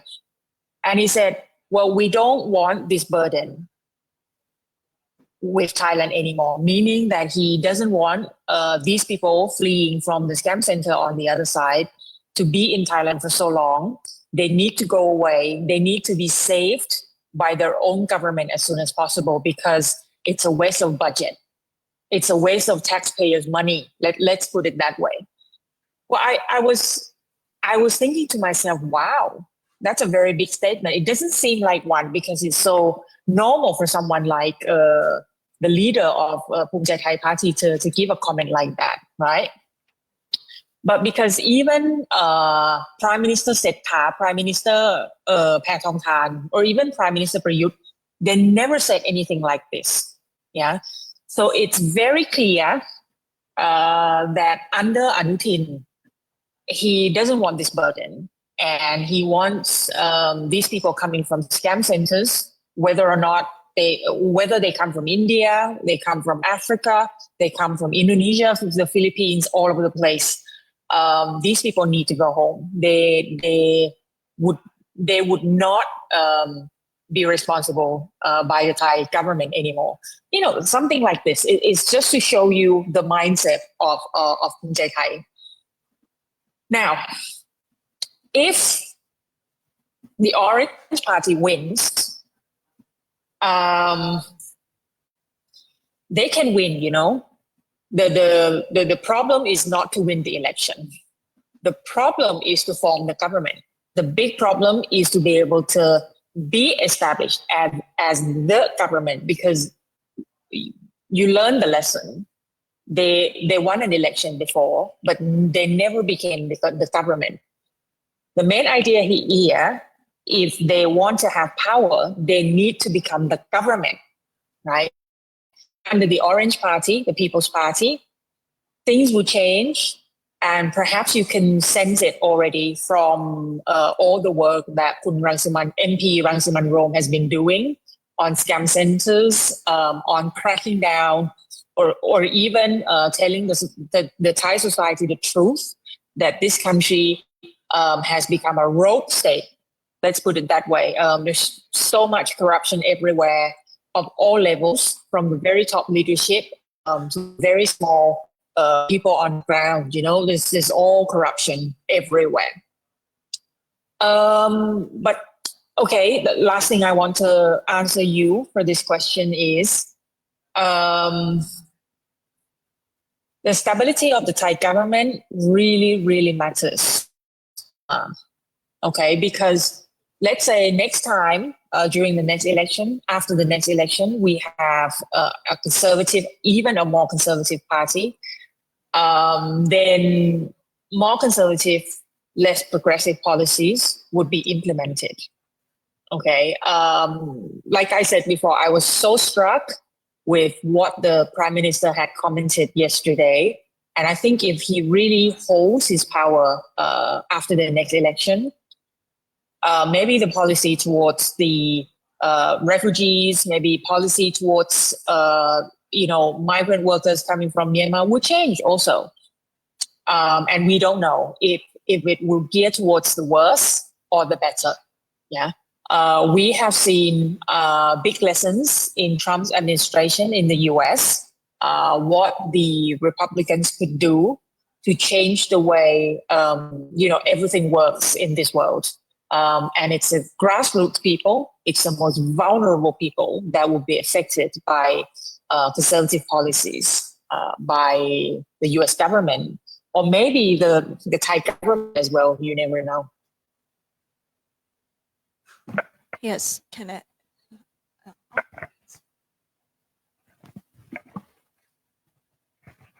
Thank you so much. I have one question.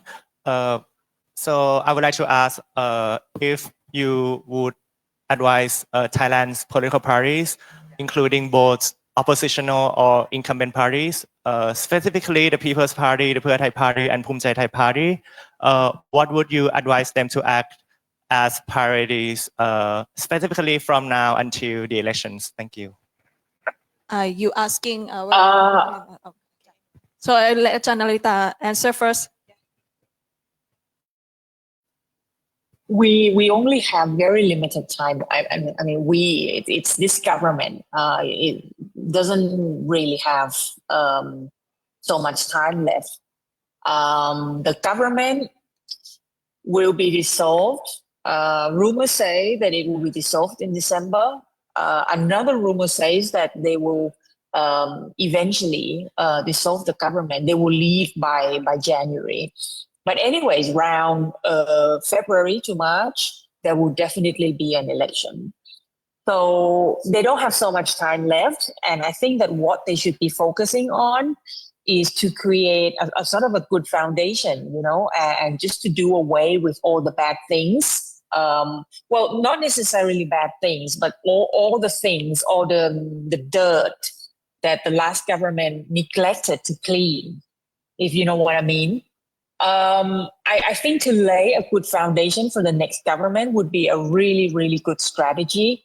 Let me give you another example. Foreign Minister Sirada always says that under him and under the current MOFA leadership, he wants to bring Thailand back to the global, to the international stage, which I totally agree, right? Why? I don't want Thailand to be under the spotlight all the time. I think that to have face everywhere is a wrong approach. But I think to take Thailand to the global standard, to show our face somewhere, saying that, hey, listen, we have so many problems here. Can people have a look?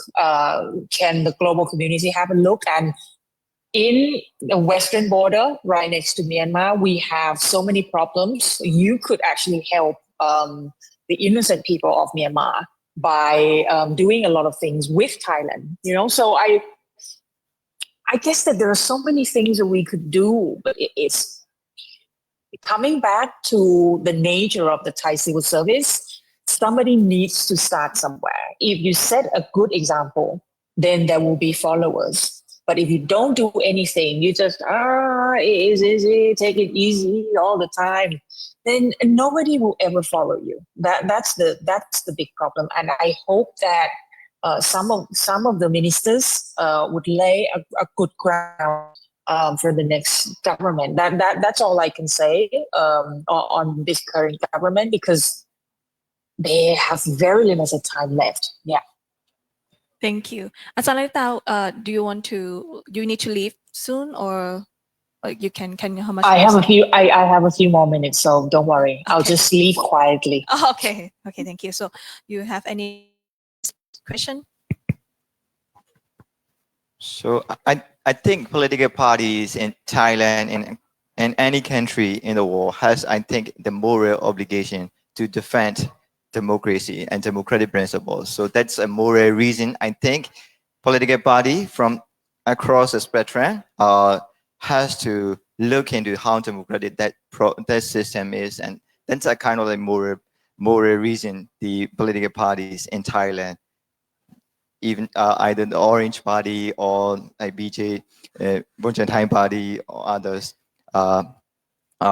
has to see this election as not the democratic elections in the country, and also supporting that kind of election where reset in a kind of like sending the signal, even domestically, that they are kind of like supporting the military dictatorships in other country. And also another reason I think this political party look into this post-elections, post-Sham election is like, if we want to solve the problems in the West, if we want to solve problems with Myanmar, along Myanmar borders, scamming, narcotics, and others, humanitarian refugee issues. So there are a lot of problems along the border. So to solve these problems, not cosmetically, but realistically, they don't have to rely to this election. So this election will result in having more problems along the border, more refugees, more conflicts, and more scams and more narcotics. So that is not realistically, that's not the election will not solve any of these problems. So they have to look into other alternatives in solving this problem realistically. So that's, I think, another like practical reason. In terms of like diplomatic reason, I think that Thailand sharing the border, biggest border, sharing the big border with Myanmar, and like positioning themselves globally, they have to like, I think Thailand has to reclaim the leadership role, has to reclaim the role, a significant role in solving Myanmar problem, be more active in ASEAN, taking more active role in ASEAN. So in solving problems, I think that will give Thailand more diplomatic leverage and having more, being more relevant in the global stage as well. So that's, I think, my answer. Thank you so much. There's another question. Yeah, I have a question. Is there any possibility that Thailand will engage to urge or push the Junta releasing the political prisoner in this term? I mean, the Sham election, and I mean likelihood, because the families are expecting the release of their loved ones and lives are at stake. So maybe the question is stupid enough to ask. So I want to ask that question to Andy Omar, and as a Thai native Ajahn. So thank you. Ajahn Lalitta, would you like to respond first? Definitely, the Thai government does not want to upset the junta, and this is the reality. It's not my reality, because they would argue that Thailand still has economic interest in Myanmar. You know, all these companies, all this business community in Myanmar, so they would need to protect those. But again, this is not the kind of argument or answer that I would like. You know, two other options that you could, if you like, there are two other options. One is ASEAN. But as you have seen before, to release political prisoners and to engage with all stakeholders in Myanmar have been put in the 5-point consensus. Yeah. But to no avail, because the junta would never listen. I don't know what the result of the discussion between the special envoy, the Malaysian special envoy, talked to me online when he visited Naypyidaw. But if you start raising the 5-point consensus, then Naypyidaw would say, this is not our way. We only want our way. You know, it's always the self-centric approach of things. So if I have to answer you honestly about this, Thailand will never do that. Under this foreign minister, if somebody has a good negotiation with him, maybe he will attempt to say that to Naypyidaw, but I doubt it very much. And the third option that you could think of is other stakeholders, global statesmen, global politicians, or simply people who just want to have reputation as a peace, as a conflict mediator. You know, I don't want to name anybody, but there are people who are willing to kind of. So somebody from Myanmar needs to go to them and say, hey, listen, the release of political prisoners, the termination of airstrikes, these are all urgencies. Yeah. I don't have any solution for you because, once again, I do not represent the government. I know the Thai government. I know that they would never risk losing their business interest in Myanmar by saying to Min Aung Hlaing that, hey, you need to release political prisoners. Thank you. Next, Khin Ohnmar. Thank you for the question.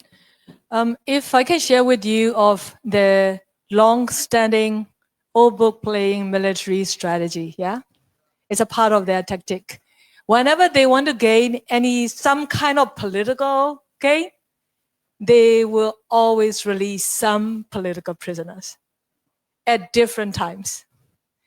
And we have seen that already in the last 4 years. They have done that too, right? They arrested almost 30,000 and they released about 7,000 at different times. Yeah.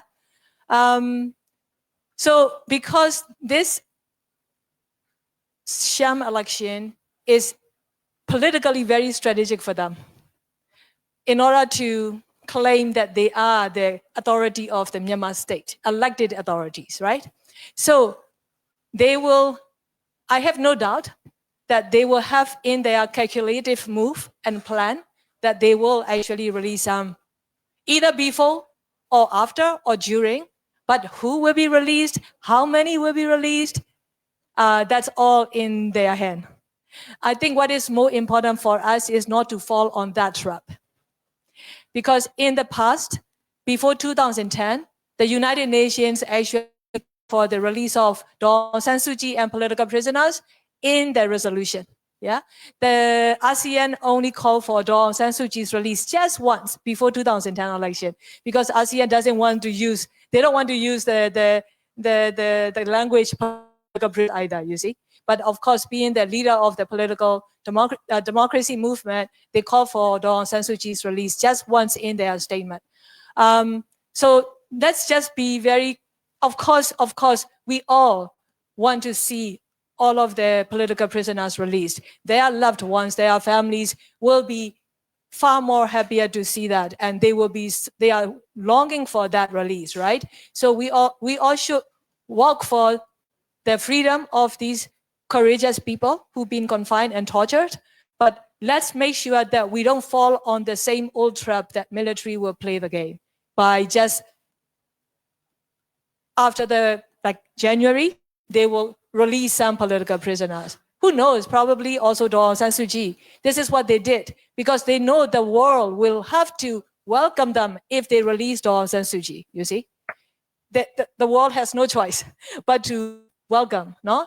But Daw Aung San Suu Kyi is the largest card in their hand that they want to play. If they want to play at time that they think that they should, they will do it. But let's make sure that that's not end for all of us because like we have seen, some political prisoners are released and then immediately arrested and put back in the prison right in the moment of they are released. So let's make sure that this military is removed from our country's political sphere and removed from the all of these impunity that they enjoy, so that we can all and move to that new Myanmar that is free from the military tyranny. That's the key that for us to keep up with. Do Sia, you want to respond anything from the questions? No, not yet. Okay. Again, another question. Okay, สวัสดีค่ะ so I would like to know about the overseas election. Do you have any information how they are going to manage, especially in Thailand? There's a lot of like migrants and refugees. Do you have any information about that? Thank you. So in terms of like the changes to the election laws that they made when they announced the election, include specifically about the displaced persons. So previously there's advanced voting for the people who are outside of their constituency, so they can register for advanced votes. So in this new amendments to the law, they include like the person displaced for any reason from their constituency can submit their advanced vote. So in the previous election, and then it's a little bit difficult to register and vote outside of the constituency, but they are now forcing to register and vote for the constituency they are not living, because they know there are a lot of displaced persons. So for example, in Kachin, the people living in Kachin, the people living in Northern Shan State, they are displaced to Mandalay and Yangon and urban areas. So they are asked to register and vote not for the constituency that they are living now, but for the constituency, their own original constituency. The reason is because they can't hold the elections the widely in this Kachin and Northern Shan State and things like that. So they have to get as much votes as possible they can from the displaced population. And also, what does that mean for the migrant workers here in Thailand? So we for sure will not go and register for vote, but the migrant workers, they have another strings attached to them, which is the certificate of identity. So if the junta has every tool to punish the people who didn't go to the polling station, who didn't cast their vote, advanced voting. So the next year they will be rejected of their identification, and like there are a lot of threats that they can use to punish the people who didn't vote. So in this, I will also add some point about the electronic voting that Siama already questioned. Electronic voting machines, and then that's not just electronic voting system they are using. It's also like unique identification number assigned to each citizen inside the country. So they know who is going to vote, who didn't vote, and then we also didn't know the electronic voting machine, how the data will be managed, who managed the data, and where the data will be kept, and how long the data will be kept, and then what purposes they are going to use the data. So that's very big issue in the long run. So that data combined with the unique identification number, they can trace which person go to vote, which person didn't vote, and then even which party we voted, which party the voter voted in this election. So that can be used as a basis for the broader massive surveillance of the country. And also we have data leak from the surveillance industry in China, and then Myanmar is totally under the surveillance of the Chinese surveillance entities. So we are also losing not just the national sovereignty, but also the digital sovereignty. Digital space is also surrendered to the China's surveillance entity, and also these are the data of the people who casted the vote in the election. So that can be used. It's even worse than the social credit system. It's more like the political credit system. So are they voting? Do they vote or not? Are they voting for this party or that party? So it's kind of like the political credit system that can be used to pinpoint anyone who can be the threat in the future. So that's really a big issue of this elections for the migrants, for the people inside. So I think for everyone, and also I would like to add is the cyber security law. I mentioned about the cyber security law. In that law, they put a clause, intentionally put the clause that anyone who violate that law can be asked to be extradited. If they are outside of the country, they can be, they will send the request to the government of the country to that citizen. Not even the citizen, even the Thai citizen violate that law, they can ask the Thai government to send the Thai citizen to Myanmar to prosecute. So the audacity is quite huge. So that's one way they try to use it to post that to the Myanmar diaspora who are vocally opposing against the junta. So they want to threaten the Myanmar diaspora as well. So but there's also another challenge that comes with that law is the Cyber Crimes Convention, which Thai signed into the sign on 25th October 2025. So that Cyber Crimes Convention is the purpose is to crack down the cyber crimes, scamming. So that's the reason Thai government want to be active in that space and then sign that convention. That convention requires the signatory state to send the cyber criminals back to the original country. So I know Thai has non-refoulement policy and principles, stuff like that, but the junta may exercise the cyber security law and then may spend the Thai government with a request to extradite this citizen, that citizen. So that kind of things they are trying to use. So that's another challenge that we will face in the long run. Do you have the data or information how many people in Thailand that they have already registered for the advance vote? No. But No. do you happen to heard any news on that from the ground? Yeah, we haven't heard about that yet. Yeah, I just want to add on this. We haven't heard, but in some other countries, the junta-controlled embassies started to approach the Myanmar diaspora working in different countries, but not too publicly yet. And also, people are trying to, they are trying to find their own way to avoid it. So let's put it that way. But what they will be able to evade that or avoid that we're not so sure. However, just remembering the past experience in 2010, for example, if you think of the migrant workers from Chiang, why would they care to go all the way to Bangkok, junta control embassy to actually vote, right? Because they cannot take the day off from work, and that's going to be also not only the financial loss, but it could be the whole job loss for the whole family.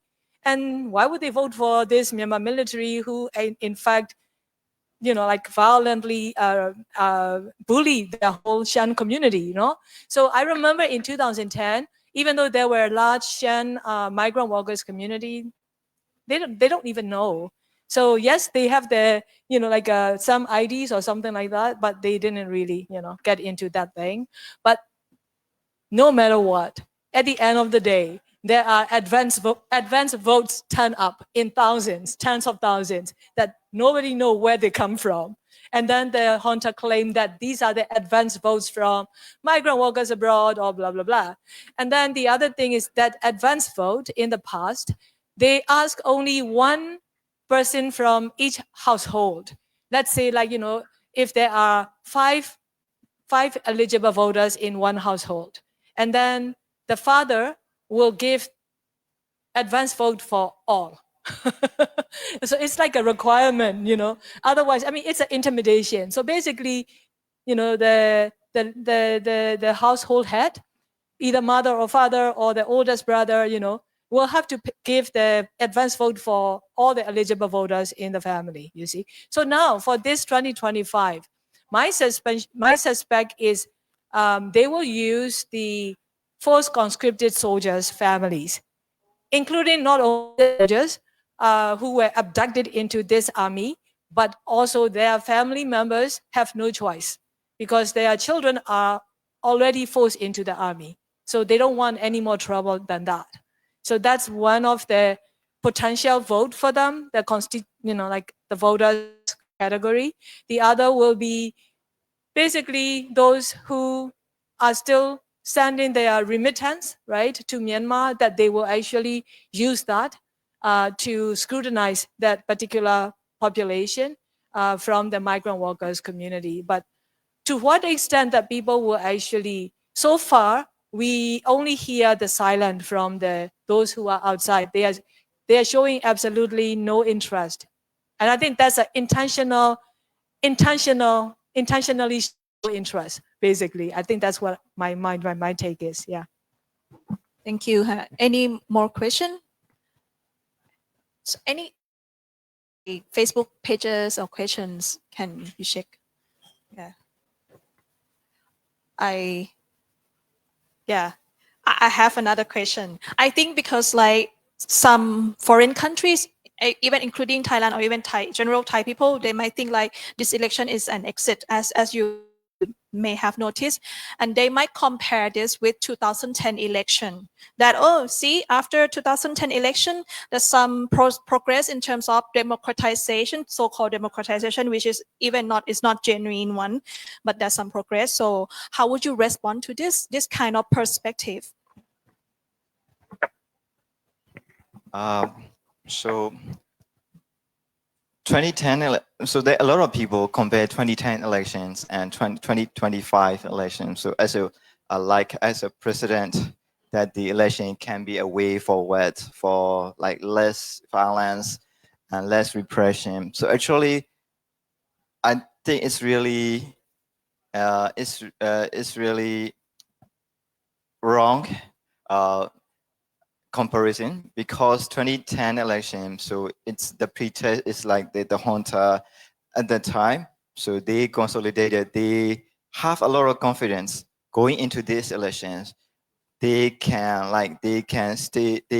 stay out of the politics a bit, and then control the different aspect of the politics, not significantly, not like obviously control the politics, but they can stay out of the politics a bit and then let the democratic openings happen. So they have planned that for a long time, and then they have that confidence that they would like to let the political openings happen. But this time, that's very different. So the junta this time has no confidence. That's why they are suppressing their own supporters. So that shows that what follows 2010 election is kind of like the release of Aung San Suu Kyi, the reintegration of NLD in the political systems. So this time, I think it's really difficult to say that the same will happen in the same way and same fashion, because they don't have the confidence, they don't trust the others.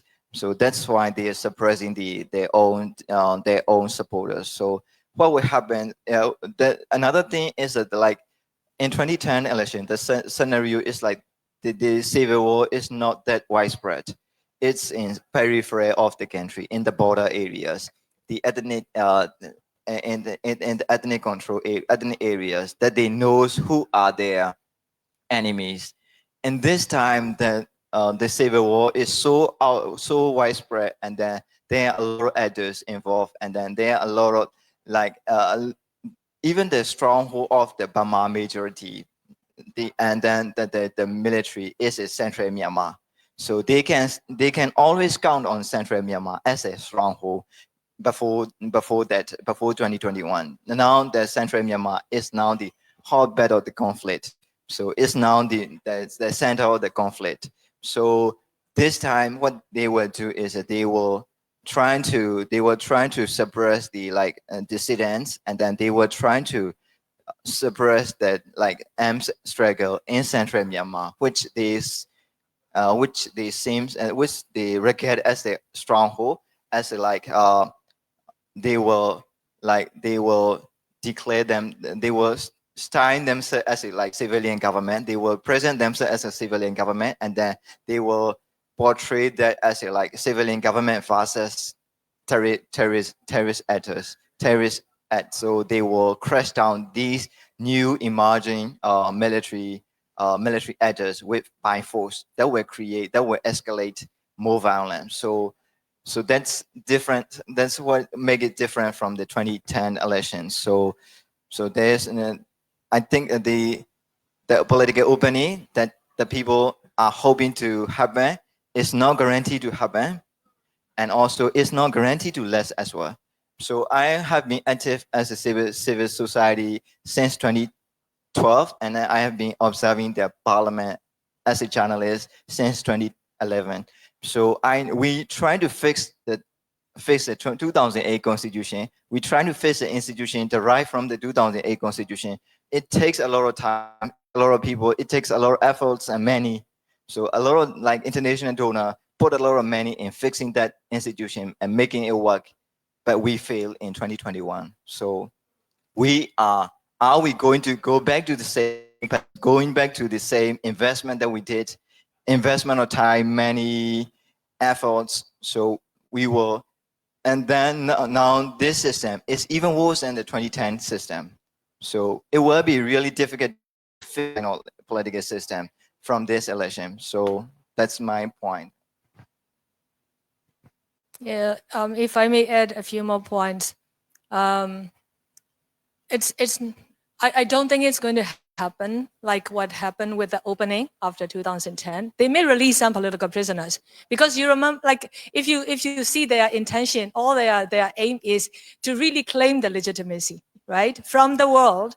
That means from the ASEAN, from the United Nations. So that's why, even though they are doing all these problematic, violence and all, but they will still try. They're trying hard in their own way. They're trying hard in their own way to show the world that they are going to hold such and such election thing, right? So, but what happened after 2010? At least the Tan Shui regime in that time had a plan to open the country a little bit in what we call as quote-unquote power sharing model with the democratic opposition led by Daw Aung San Suu Kyi. Yeah, but right now the Myanmar junta has absolutely no interest and no will whatsoever to do this quote-unquote power sharing, even as a showcase. They just want to win everything all over, and that's exactly what Htin explained to us this morning. Is they have a plan to have a complete winning.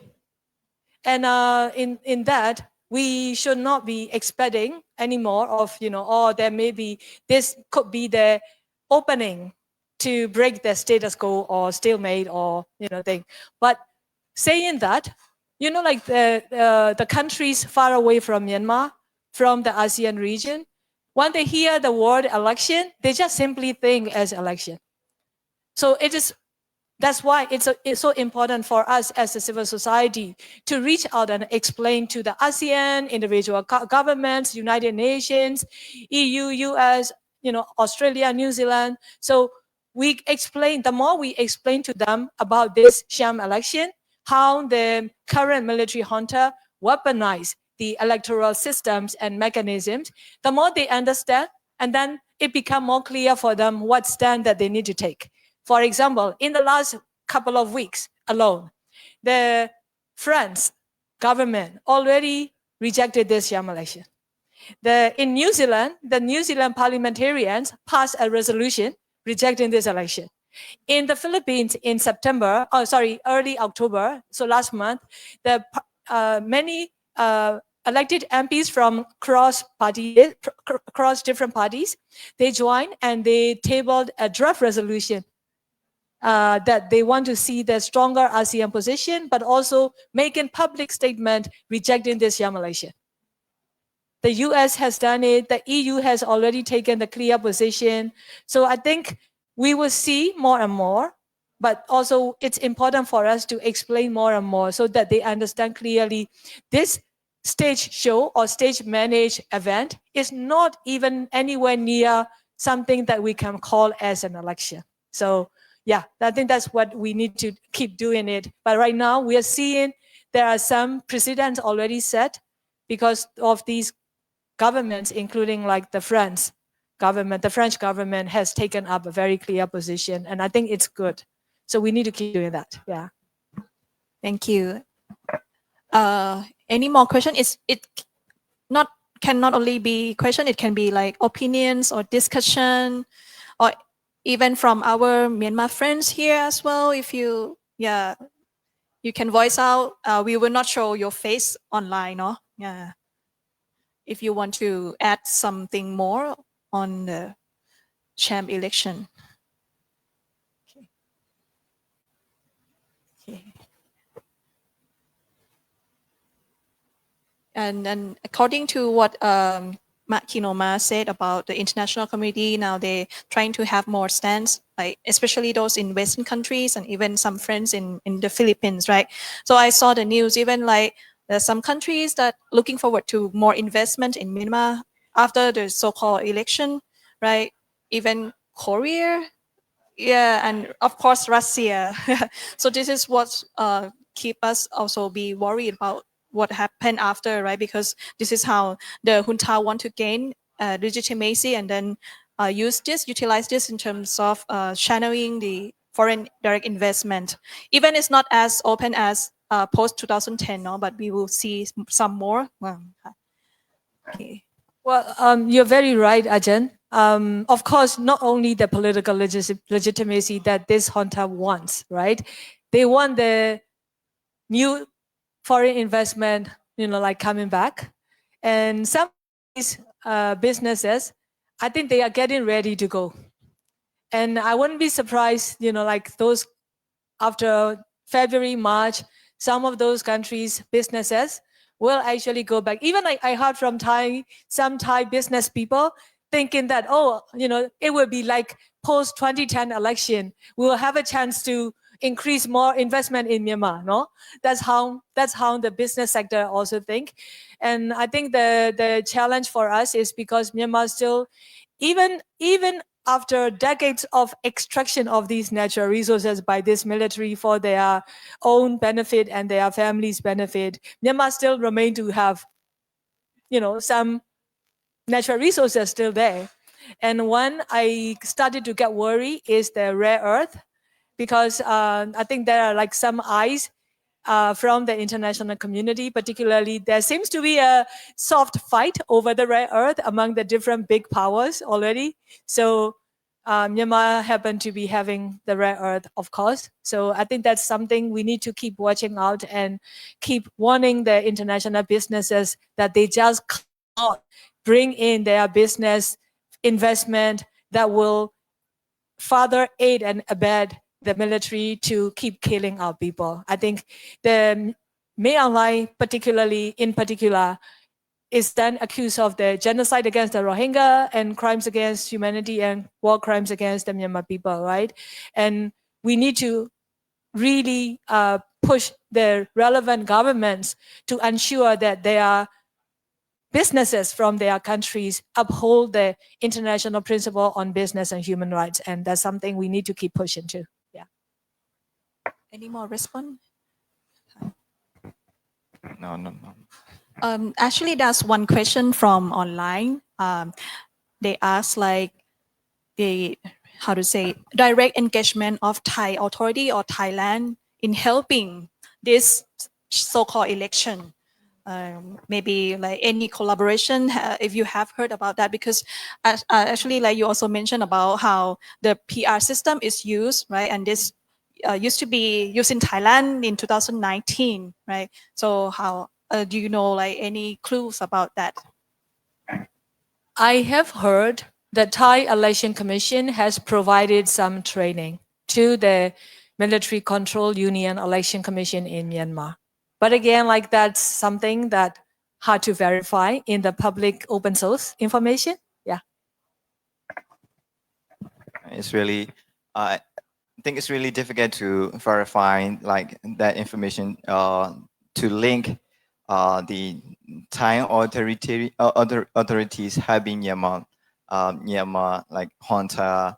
So, but Junta, my experience with the Junta and Dididas is that they learn quite quickly. They learn how to repress their citizen quite quickly from the neighbors, from the others authoritarian countries. So maybe they got the ideas through the training, or maybe by learning what the Thai has done in the past to rig the elections and things like that. So I think that's it's really difficult to pinpoint. So that's my experience. They learn how to oppress the people from the outside.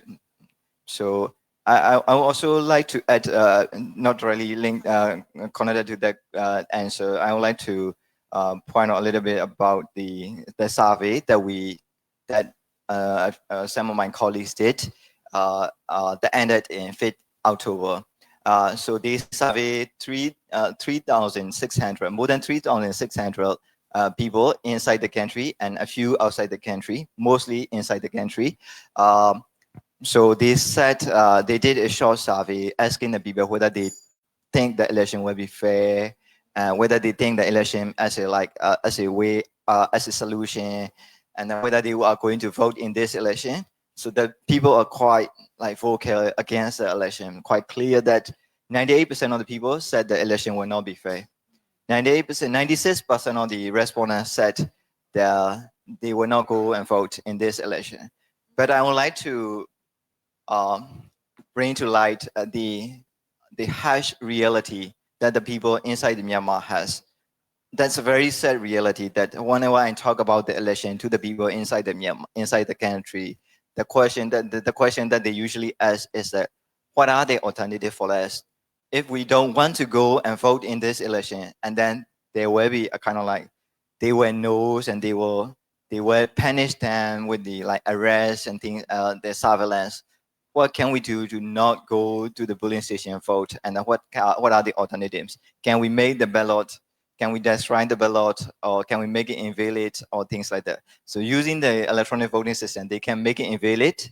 So all the vote will count for sure. So that's really difficult for the people inside the country to not go to the polling station and to not vote, because the consequences are high.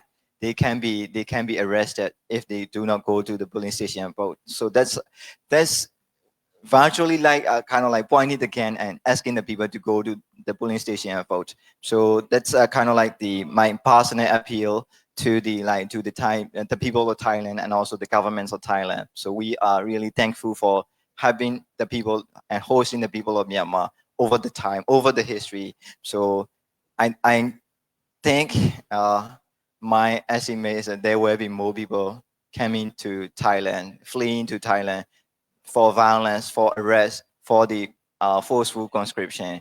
So hopefully we can stay accommodate these people and be mindful of what's happening in Myanmar, what's the plight that they have in Myanmar. So that's my personal appeal that we need to the people in Myanmar will have no choice but to flee their country, cross the border. So that's what I would like to add.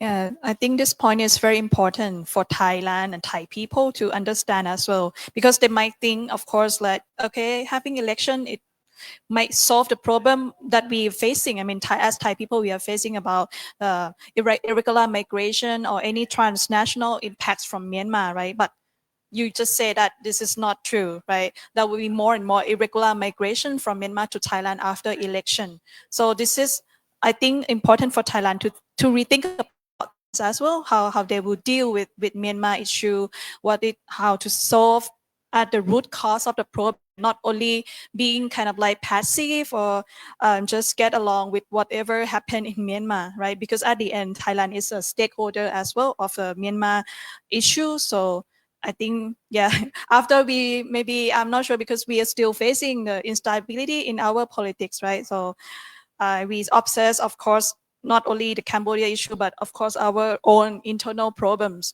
But actually, like, we got a lot of impacts from our neighboring countries, and Myanmar is our immediate neighbor.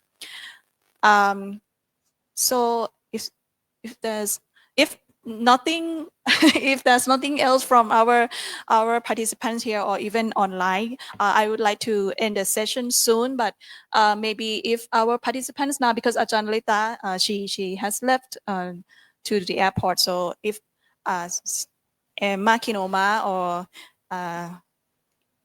so sorry, Tin Jaw, if you want to have the very final point that you want to make. Yeah.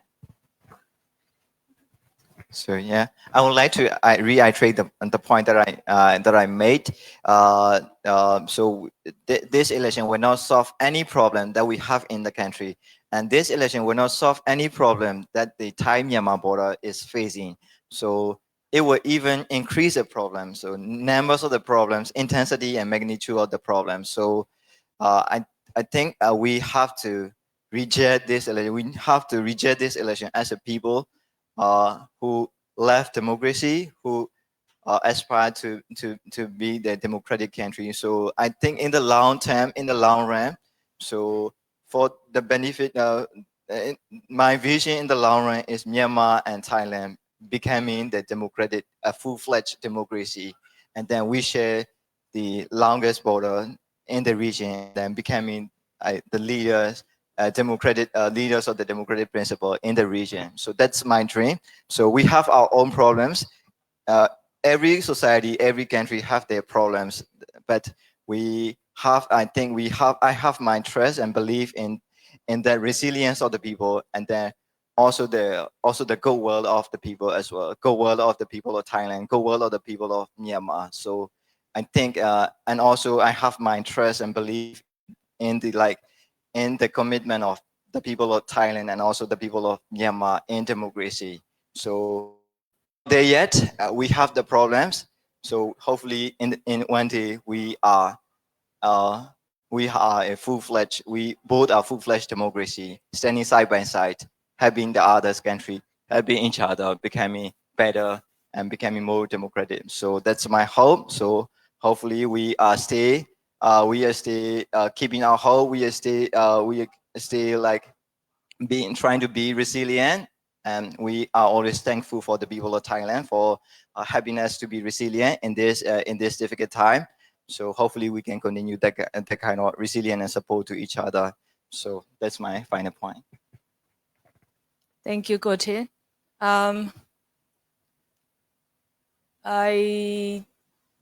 I want to raise something here in my concluding remark, I will say.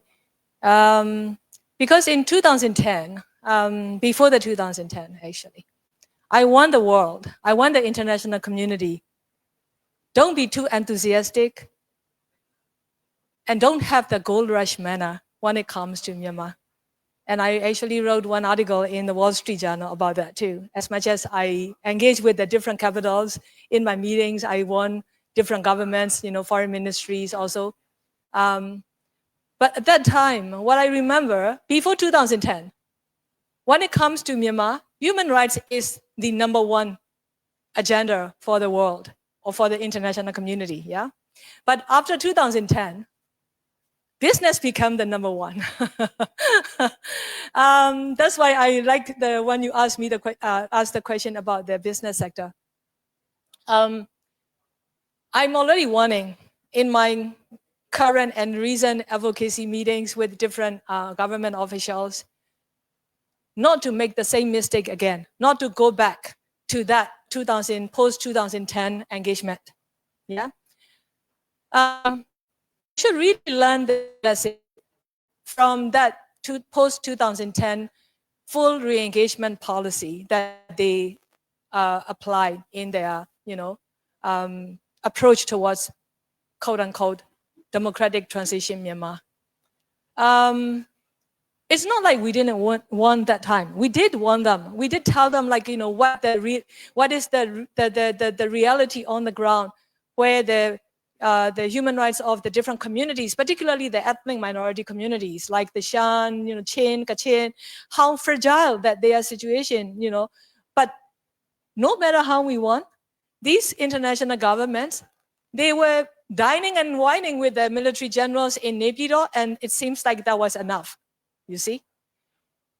We have to ensure that they don't go back and make the same mistake. Because at that time, they put their business and that, like it's more like national interest of the economy, right? So they put their national economic interest over the well-being of our Myanmar people. Huge mistake, huge, absolutely huge mistake. And look at where we end up right now. If we are to talk about the accountability, I want to actually question to those international actors in that last 10 years from 2011 to 2020, what about the accountability of them about their involvement, their money pouring into the military's so-called one-sided, quote-unquote, peace agenda, for example, So I think like this is all a huge mistake that they made, and I'm not going to go back to. Then I'm worried about one particular sector. That is the UN agencies' role. Sometimes, they are totally off the hook. I'm sorry, I have to say this. And I know the UN agencies know that the way that I talk about them. So it's not a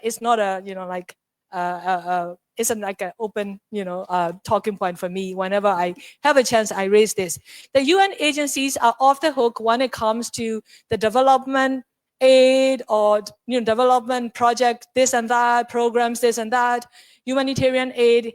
But the reality is, if they actually give their relevancy in Myanmar over the well-being of our people in this particular time, they need to be held accountable. And I've been saying that they must be held accountable for their role, how they actually, work with the quote-unquote ministries under the military's control. That's a huge problem. And the Myanmar military is on the verge of collapsing. And this system is almost collapsed that people just don't like, because military dominated and constructed system is the oppressive system that we need to dismantle it. But sometimes when I see these international agencies or UN agencies, for their own relevancy, they put the money, investment into those mechanisms that actually further entrench the military rule in Myanmar, or the military tyranny or dictatorship rule in Myanmar. So they need to be held accountable for their role, which is in the name of the the United Nations. It seems like they are off the hook, and I don't think they should be off the hook. Thank you. Wow, thank you so much for your final concluding remark. And join me in the round of applause to both of our distinguished speakers. Khin Ohnmar and also Mr. Tin Joy, as well as also Ajahn Lalitta Hanwong from Kasetsart University. Thank you so much for your thoughts and then valuable insight. Also, we would like to thank Burma Concern and RCSD for hosting this event. They worked so hard on this, and then also Prasha Thai and Laner for making today's seminar accessible to all 3 languages online.